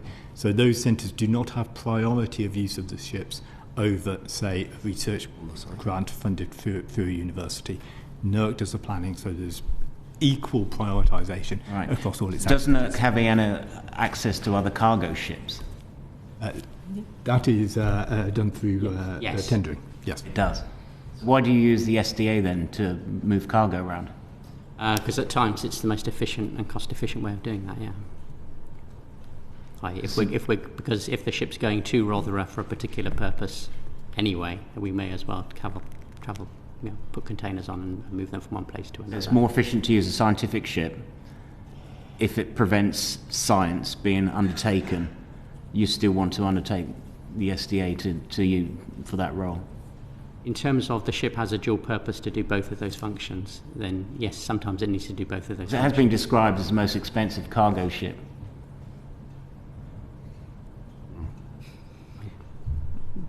One of the things you mentioned, the moon pole, which would be fantastic. We would have really liked to have seen it, but we couldn't because there was too much cargo and assorted ancillary equipment, and it wasn't possible to do so. We would only use it when there was a science programme that was going to use it, and the ship was surrounded by ice, for example. So our original programme said that we would be witnessing it in action, and we didn't. Because that wasn't unfortunately, and I say that wasn't a science programme on the ship at that time. Of course, immediately afterwards, the larger science programme, the Piccolo project, took over immediately after we departed the ship, which was a 6-week plus cruise, something like that. Science activity. It was unfortunate we weren't able to witness it now. But Jane wants a quick word. I should say that the ability of the ship to support science is actually not dependent necessarily on the number of days that the ship is available or doing logistics. It's dependent on the amount of funding for marine research. So, I mean, it's in Iain's court really about how many, what funding is available to do science projects. I mean, this year has been particularly great for this season because the Sir David Attenborough has done 2 very large science cruises. It's the first year it's done, large cruises, and they've been absolutely fantastic. But it's all about where the funding comes to fund the science cruise. Okay, so we did touch upon science funding earlier, because when we were on there, we were privileged to see the laboratories. But unfortunately, no one was undertaking any work while we were there. No, so that was a particular short visit to deliver fuel and to deliver supplies, but there was no funded science programmed for that particular period. But as soon as we got back, then there was a huge science program that was on the ship, and it took over the ship. Actually, there were 3 science programs that were on the ship at the same time to make it more efficient for the next few months. You can understand why people say it's a very expensive cargo ship. Briefly on this particular point, Jerome. That's on that point. So one of the costs of the ship is that we've had to extend wharfs in order to accommodate its size, both at Rothera and elsewhere. Am I right in saying the design allows for 36 cargo shipping containers to be carried? Is that right? In certain configurations, yes. That's around about that. So in my head, a chunk of the size that's required for the scale of the vessel is because you need to have capacity, physical space to have more than 30 shipping containers on it. Is that characterization? If so, if you didn't have to have the cargo carrying capacity, could we have saved an awful lot, tens of millions of pounds on wharf extensions? So in terms of the 2 wharves that we rebuilt, for one at Rothera and one at Cairwood Point, both wharves would have needed to have been rebuilt in the same time period because of their age. The wharf had already started to disintegrate into the ocean. So they were both activities that were ripe for renovation. It is true that the Sir David Attenborough is a larger ship than the two ships we had before, and that did drive cost into the replacement wharf at Rotherhithe. It is bigger than it would otherwise have been had the ships been the similar size again, so that is true. In terms of the trade-offs of the ship design itself, ships are a whole series of trade-offs in terms of size and weight and stability and balance.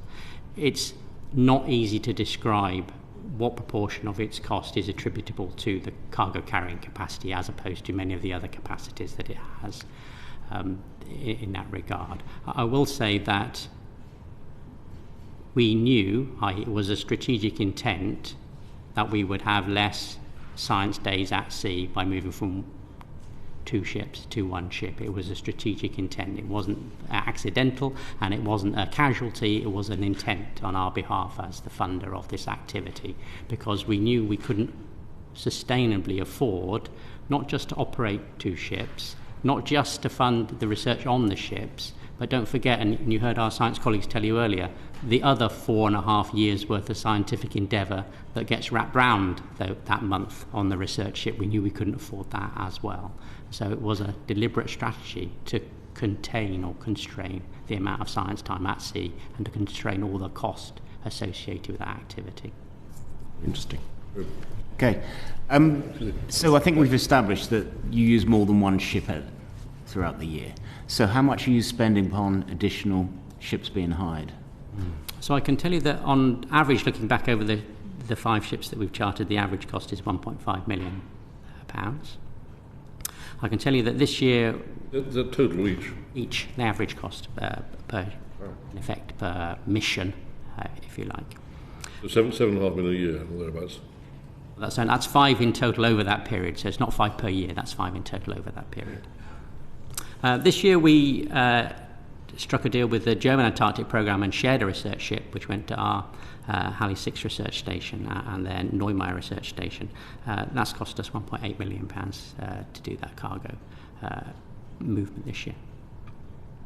You also use other vessels such as not commercial craft, well, commercial craft, it could be leisure craft to transport people? Yes. And who would that be? Yes, at times the British Antarctic Survey will use commercial cruise ships to drop small parties of people into different locations. Like Skip Novak, for example. You'll remind me the name of the... He runs the Vincent of Antarctica and other vessels. So it's a high-end holiday expedition. So sometimes the only way that some scientists can get from A to B, we don't want to take the Sir David Attenborough because it's extremely expensive just to go from A to B with the large science ships. So they do have passage on a tourist ship. Mm-hmm. On the whole, it's for things like whale watching or going to penguin colonies or things like that. But we're very, very, very careful how we work with tourist ships because we know that they would like to use the British Antarctic Survey's reputation and logo for their marketing purposes. They've said explicitly that to me.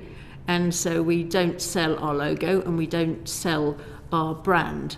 So we work very, very carefully on each individual case and make sure that we have an MOU with the tour company so that it's very specific about what the arrangement is and who's going to go, what they're going to do, and that, you know, we don't allow the tourist ships to use them as cheap labour, which has happened in some cases with tourist ships. Okay. But we're very careful about that.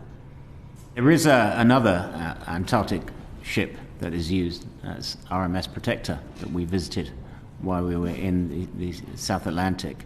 So what contribution does that vessel make to British Antarctic policy?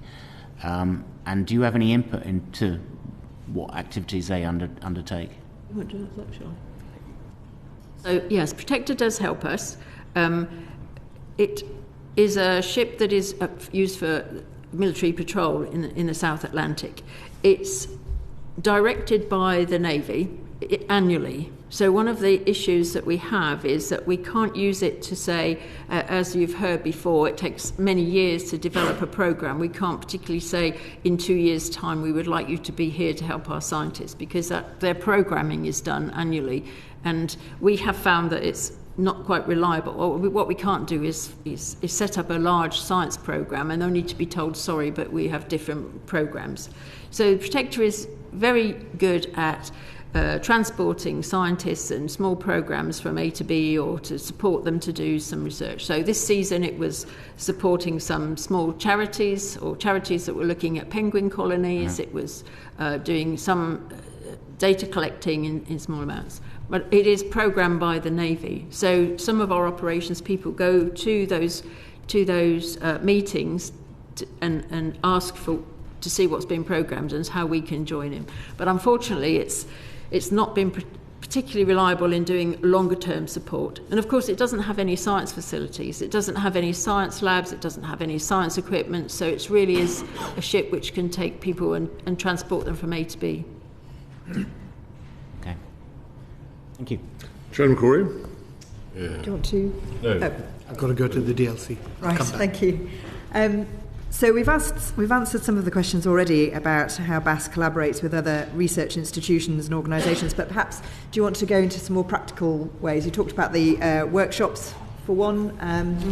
Do you want to give any more details on any of the other ways that you collaborate? A lot of ways that collaboration starts is by scientists talking to each other at many Antarctic meetings that we have. So very specialist meetings. They they talk to each other. They form collaborations. I mean, certainly in BAS, our scientists work with a whole range of nations to do projects. And we share funding, quite a lot of small funding. So, for example, if there's a space on a ship that's going out, then there's an offer in the community for a ship. There's a new project called Polarin, which is actually funded by the EU, to share facilities in Antarctica. So each nation that's in Antarctica has put into what it can share. We can share our ice coring facilities, our sediment coring facilities and things like that, and then people can share. That's already operating in the Arctic, but we've just set up one of these programs again in the Antarctic. And how is that coordinated? How do you coordinate all of that activity? So there is a group funded by the EU who are the coordinating office. Right. So there's a website and you can go onto it and you can see what's available. Right. And you hear that there's a cruise going in there, maybe 2 or 3 spare berths or something like that, and then you can apply for them. Yeah. Yes. Shall I come in from how it's coordinated from a funding point of view? Yes, and then how you collaborate with BAS would be fabulous. Yes. So there's various mechanisms, of course, but we will work from funder to funder level. So the ideas will come up through the science community. We agree that broadly that this is a good thing to collaborate on. And we will work with the other funders to do things like agree funding levels, try and bring it into a common pot. So that isn't your bit and that isn't our bit, as it were.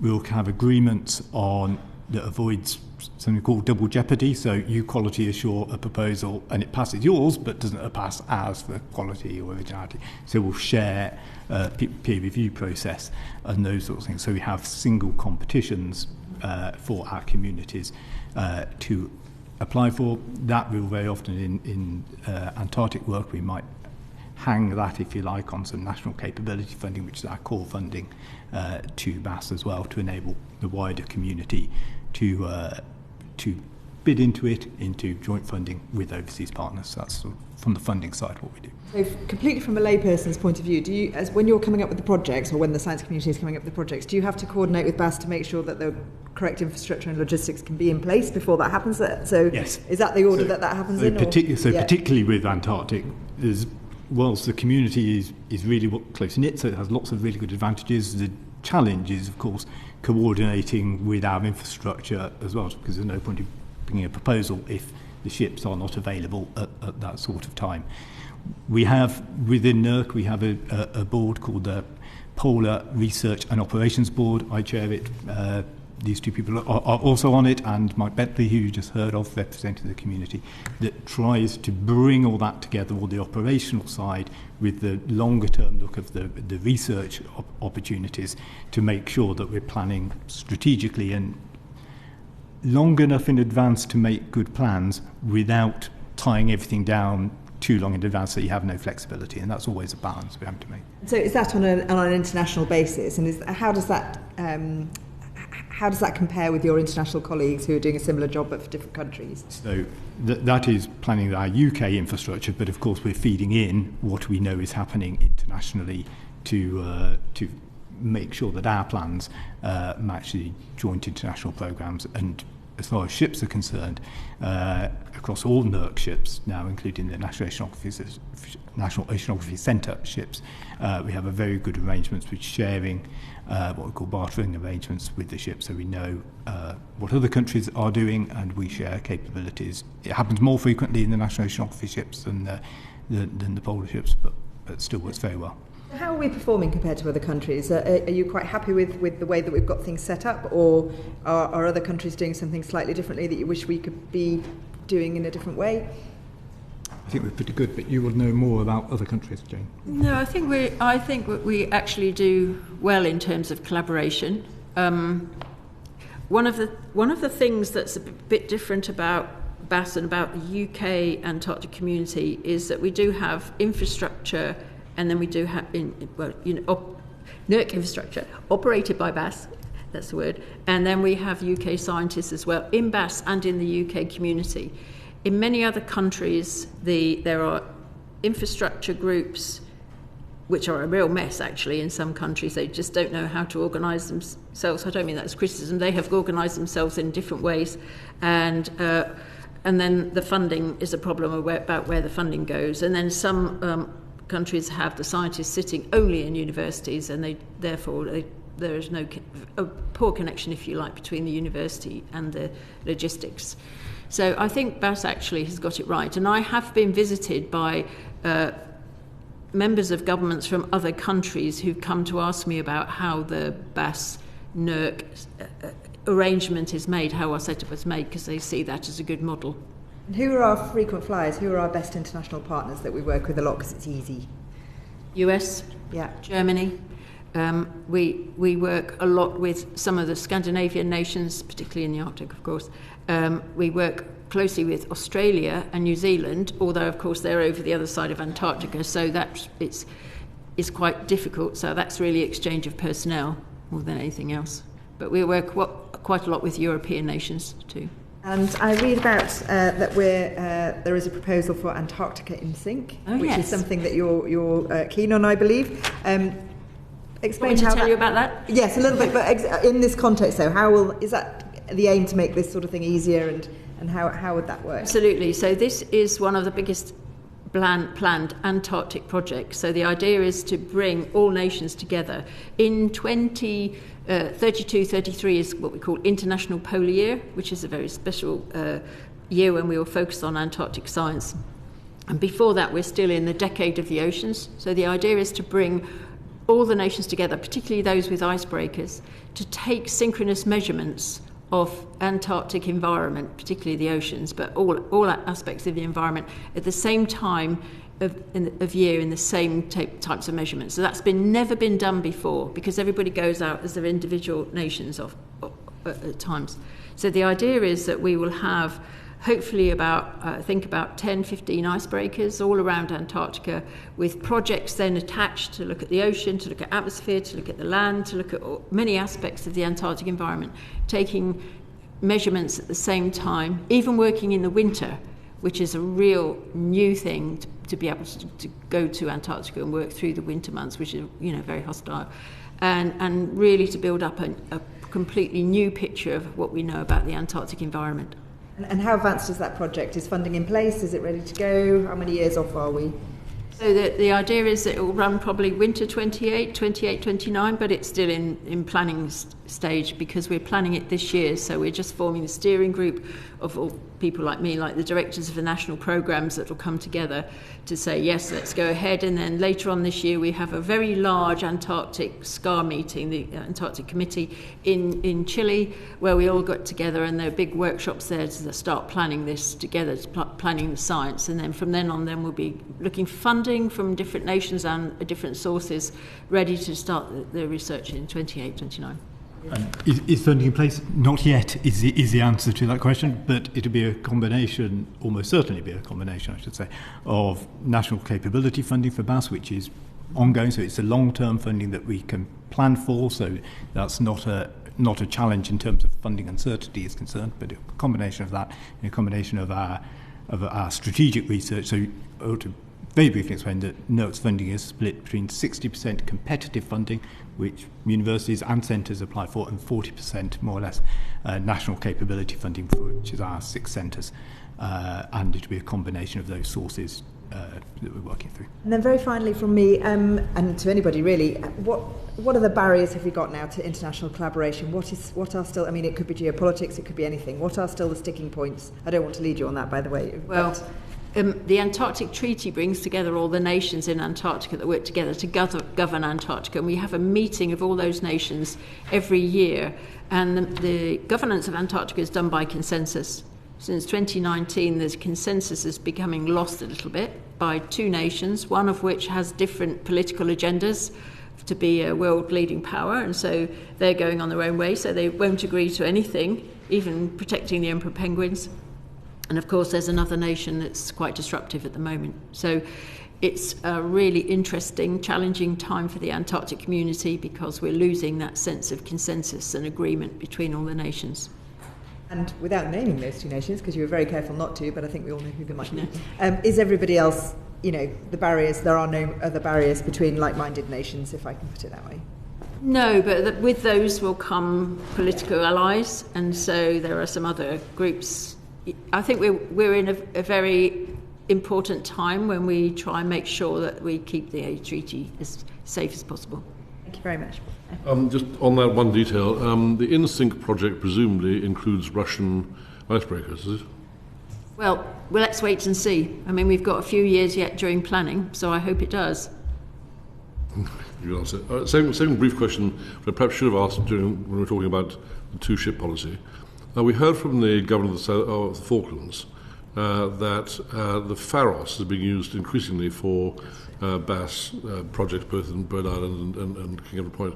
Is that right? And do they get compensated for that in some way?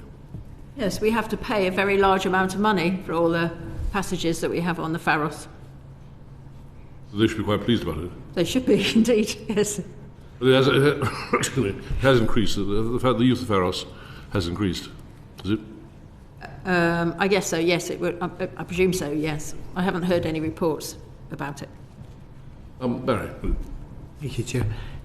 Can I just pick up on what you were saying to Matthew Offord earlier? Mr. Bird, can I just check with you?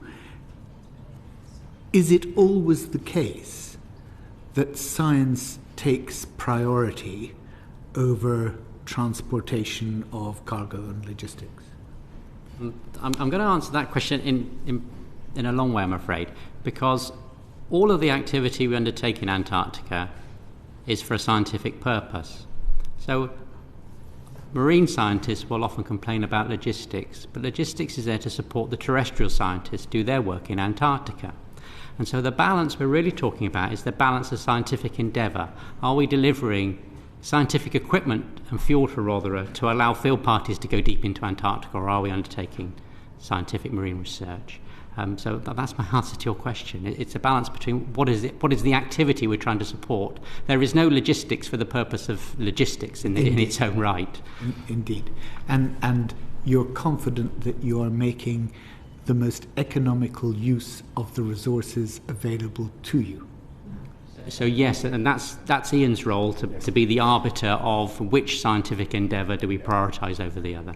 So I mentioned the Polar Research and Operations Board earlier. One of our first tasks, it's only been running a couple of years, was to look at the prioritisation of all our resources, and we published a criterion, a list of criteria that set that out to help guide our operations people, but also to explain to the wider community how we'll work with these resources. Thank you. Look, I really want to focus on the funding for the research. and you helpfully outlined, Dr. Williams, the national capability element first, the 40%. But can you just set out what science in Antarctica is actually funded under national capability funding?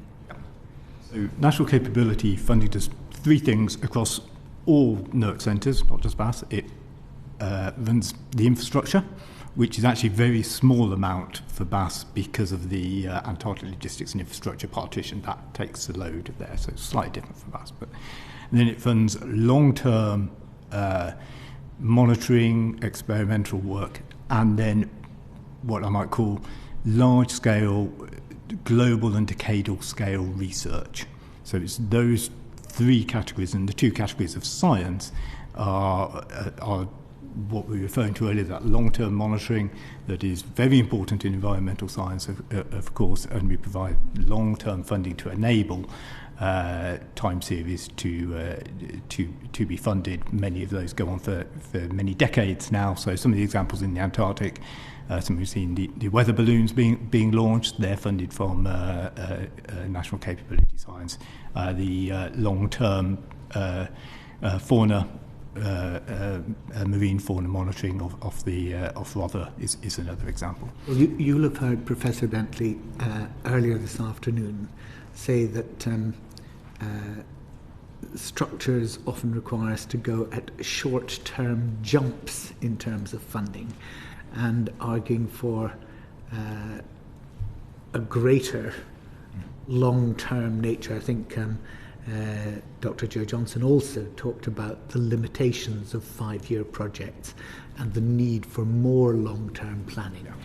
How do you think you can accommodate their wishes? Yeah, sure.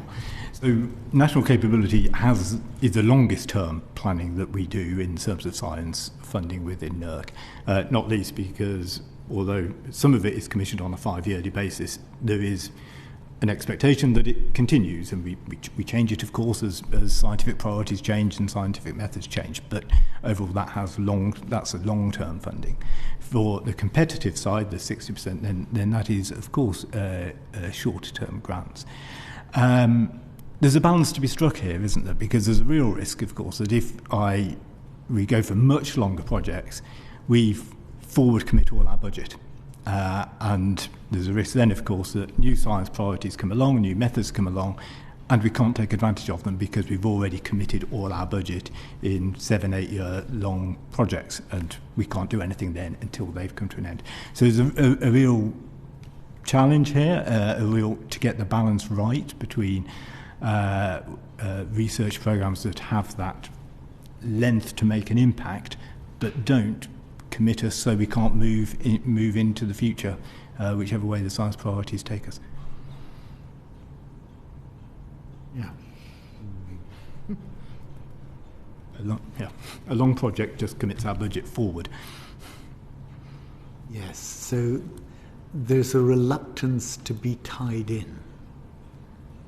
There's a balance to be struck between tying into things that we know are long-term and we expect them to continue to be long-term, like some of the monitoring, for example, which we know we will need for a long period of time, and what you might say more explorative research, which we need to have a different balance on. Yeah. Ideally, you'd just like more money to do more of everything. Of course. Okay, fine. Well, that I can't supply immediately. Tell me how the Antarctic logistics and infrastructure partition works. Why isn't funding split? You talked earlier, or maybe it wasn't you actually, MJ, maybe it was you that talked about the mission statements and the memorandum of understanding jointly between FCDO and DCIT. So if they're controlling the mission statement and the MOU, why aren't they also splitting the funding between them as well? Why isn't funding split amongst FCDO and DCIT as well as NERC? That's probably a question for FCDO and DCIT. Yes, yeah. That's okay for me to answer. Yes, but I'm sure they would be fascinated to hear your own views on whether that should be the case. CDO don't actually have any money, do they? I mean, they have the influence, but they don't have the funding. So they work with DCIT then to provide the funding for logistics. I think if okay, let me ask this in a slightly more robust way. We've talked about the soft power that the science gives. We've talked, and you've talked very diplomatically about the geopolitical concerns. How do we differentiate the UK's geopolitical presence in Antarctica as opposed to, or as distinct from, its scientific presence? Okay, I can do that, yeah. And should it not, given that the FCDO does have a role and influence in determining the objectives, the mission statement, should it not be that that is reflected also in them putting in some funding? So I can answer that one. So the FCDO are very clear, and it says this in the MOU, that the science that is done is determined by the Research Council, by NERC and scientists, and not by the FCDO. However, we do get some funding from the FC. Well, it's part of the package of the ALI budget, logistics budget, is a small amount which we call government science. So its focus is to do specific science for the FCDO that's required. So the FCDO require me to attend the Antarctic Treaty meetings and the Director of Operations and to do some work to support that. They also require us to do work on fish stocks and the fishing trade around Antarctica for CAMLAR, the Commission for Antarctic Marine Living Resources. So that kind of science is requested by the FCDO and the attendance at the CAMLAR meeting in Hobart every October to work with the fishing community to look after that. So there are and there is a requirement for us to work with South Georgia Government, but that's on a separate contract. So the FCDO does ask us to do some report writing about climate change that it specifically wants, but that is funded by a small percentage in the ALI budget. Fair dues. Can I just to supplement that?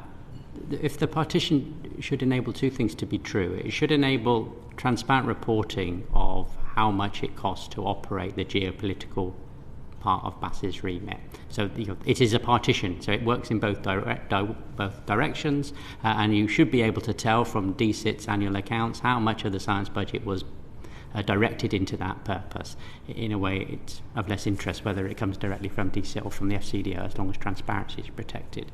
The other thing that it provides for is it protects Iain from having to determine whether operating a research station in Sydney is more or less important than air quality in Leeds, which would be a very difficult thing for him to do and would require a whole team of geopolitics behind him to be able to make that decision. So it protects us from having to make what is in effect two competing decisions simultaneously, or at least puts those in the hands of the stakeholders for whom they matter most. And it should do both of those things in a transparent way. Thank you. Just picking up on what you said about the fisheries negotiations, how damaging to the ecosystem in the Antarctic is the pervasive nature of global fisheries? So that's where you need to ask Jane Rumble, because she's the expert on all of the CAMLAR business.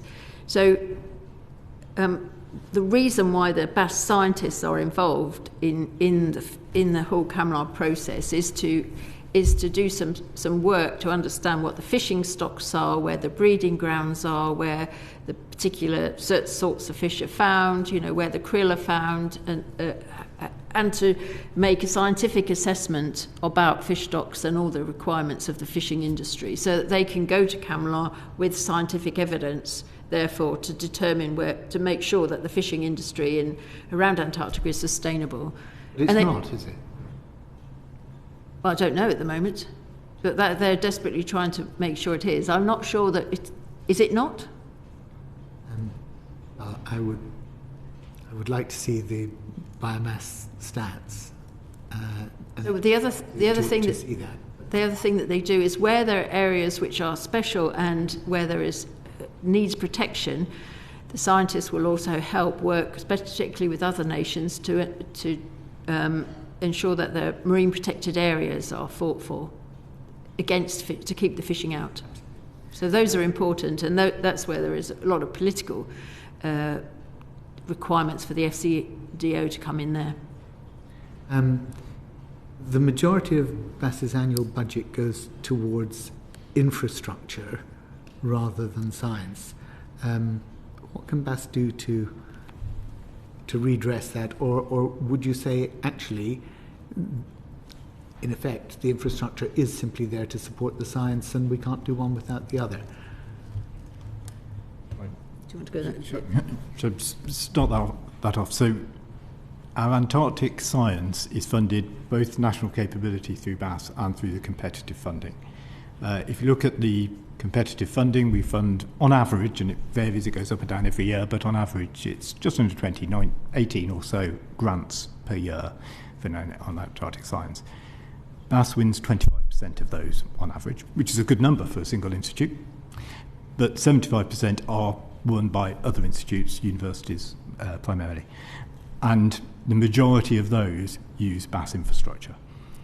So the BAS funding of infrastructure not only supports BAS but supports that whole community, and that's pretty common in infrastructure heavy environmental sciences. If I look at national capability funding for National Oceanography Centre, more than 50% of that is infrastructure funding to support the two ocean-going ships. Similarly, in National Centre for Atmospheric Science, we have an atmospheric an aircraft laboratory, and again, more than 50% of national capability funding is to support that, which the wider community still all benefits from. So it's that supporting the wider community element which is really important. Thank you very much. Philip Dunn. Thank you, Chairman. I'd just like to ask a couple of quick questions to Dame Jane, just elevating us up to the policy and strategic level, if we may. So the government's strategy for the Arctic concluded in 2020, I think it was, for the period ending 2020. You've produced last year a 10-year strategy for the Antarctic, covering the 5 policy areas. Do you see that as essentially replacing the government's now out-of-date strategy? So the 2014 to 2020 booklet was not written as a strategy. So it was written because at that point, this is when I first arrived in BAS, there was no documentation anywhere which described how Antarctic and Antarctic science operated. So if you look at that booklet, it's very factual. There's a few major science topics, but most of it is about how the ships are, who runs the logistics, where the funding comes from that. It's very factual information at that point. And it was signed off by ministers, but it was never written as a strategy. So last year was a new version of the BAS science strategy. So it's a totally different document. So that is about BAS, that is about what the BAS science is going to do and where it's going to aim. The 2014-2020 document was a UK booklet about how UK operated and how it works in Antarctica. So the two were, although people do get them mixed up, the two had totally different purposes. Do you think that it would help you if there was clarity from government about whether it has a strategy for the Antarctic? It would be quite helpful, yes. BAS has a strategy, so we've just had a corporate strategy, which is about how BAS, underpinned by the science, is going to move forward into the next 10 years and what we're doing. But this is our strategy, a BAS strategy. It's not necessarily a government strategy. So there is a gap for that. And would NERC welcome a UK government-wide strategy for the Antarctic? Would it help you in allocating your funding? It would form part of the mix of documents we use, including advice on the science community on how we prioritise our science funding. So it would be part of the mix. And Dame Jane, you've raised questions about capacity of BAS to be able to fulfil its science strategy. in terms of resources of scientists, and we talked about funding for science earlier, I mean, do you believe that you have the resources required to fulfil your 10-year strategy? Well, we are. Science strategy. We would like more scientists. We have the number of scientists working in BAS has decreased over the years, simply because since 2010, there's been a declining science budget. Generally, it's been flat cash most of that time, with a little bit of uplift.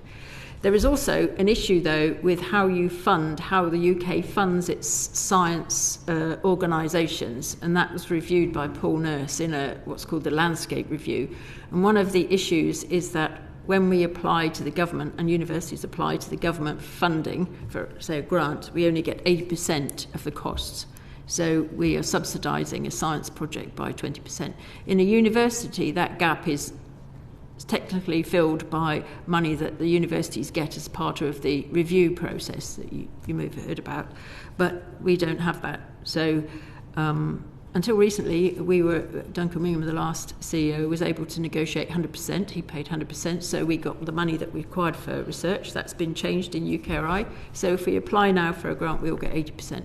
So that this is understood as I think it's a major flaw in the way that research centres in the UK are funded, and I hope that can be looked at in some way. Is it also the case that you're finding it increasingly competitive to be able to attract scientists who may be either winning more projects from other universities than they can through BAS, or just the sheer competitive pressure of salaries in the university sector? The salaries are a problem, there'll always be a problem, but actually recently UKRI has listened to our arguments that the salaries of particularly scientists and engineers in the research centres generally, not just in BAS but across the piece, were much lower than our university and overseas, so we potentially had a brain drain. And we have had what we call a STEM uplift. So the science and technology engineers and mathematicians have had an increase in their salary. That increase within BAS? Across the whole of the sector. Research sector. Yes, research centre, government research centre sectors. So the pressure is less. Thank you. Thank you, Chair. Just very quickly, did I understand you correctly to say both that prior to 2014 there was no such strategic document available, therefore things were done ad hoc basis, more or less? Not that I'm aware of, because I came in and Duncan Wingham, who was CEO at the time, asked me to write something that was very clear about how UK science was supported, so I'm not aware of one. And that not having been renewed after 2020, is there not a real case that says that this committee, for example, one of the things we might think about would be calling for such a strategy to be drafted by the government? Absolutely. Very quick question, which you almost certainly won't answer. UKRI was set up as a sort of umbrella organisation originally, wasn't it? I understand there are 3,500 civil servants working there. Presumably that's soaking up a very large part of the government's research funding, isn't it? I couldn't possibly say, James. I didn't think you would do, no. I was confident you wouldn't, but the fact you grinned and nodded a bit indicates to me that possibly that might be another... I won't press you on that. It's not your responsibility, but it's just a thing we did pick up somewhere else. Look, can I just say thank you very, very much for your answer this afternoon. It's been extremely useful. But more important than that, your cooperation with the committee throughout both the Arctic inquiry, but also now particularly with this Antarctic inquiry, has been superb. And you really have been extremely kind and accommodating in every possible way. And so I really am most grateful to all three of you and to other people in BAS and NERC as well. So thank you very much indeed for that, and thank you for your time this afternoon. I hope that you haven't been excessively taxed over our meandering questions. Inevitably, if there are other things you'd like to feed in, you suddenly think you wish you'd said, please do let us know later on. But meanwhile, just thank you very much. It's been much appreciated your time and effort. Thanks a lot. Order. Thank you. Well done.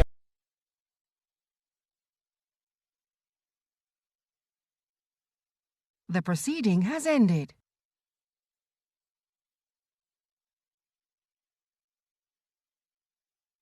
The proceeding has ended.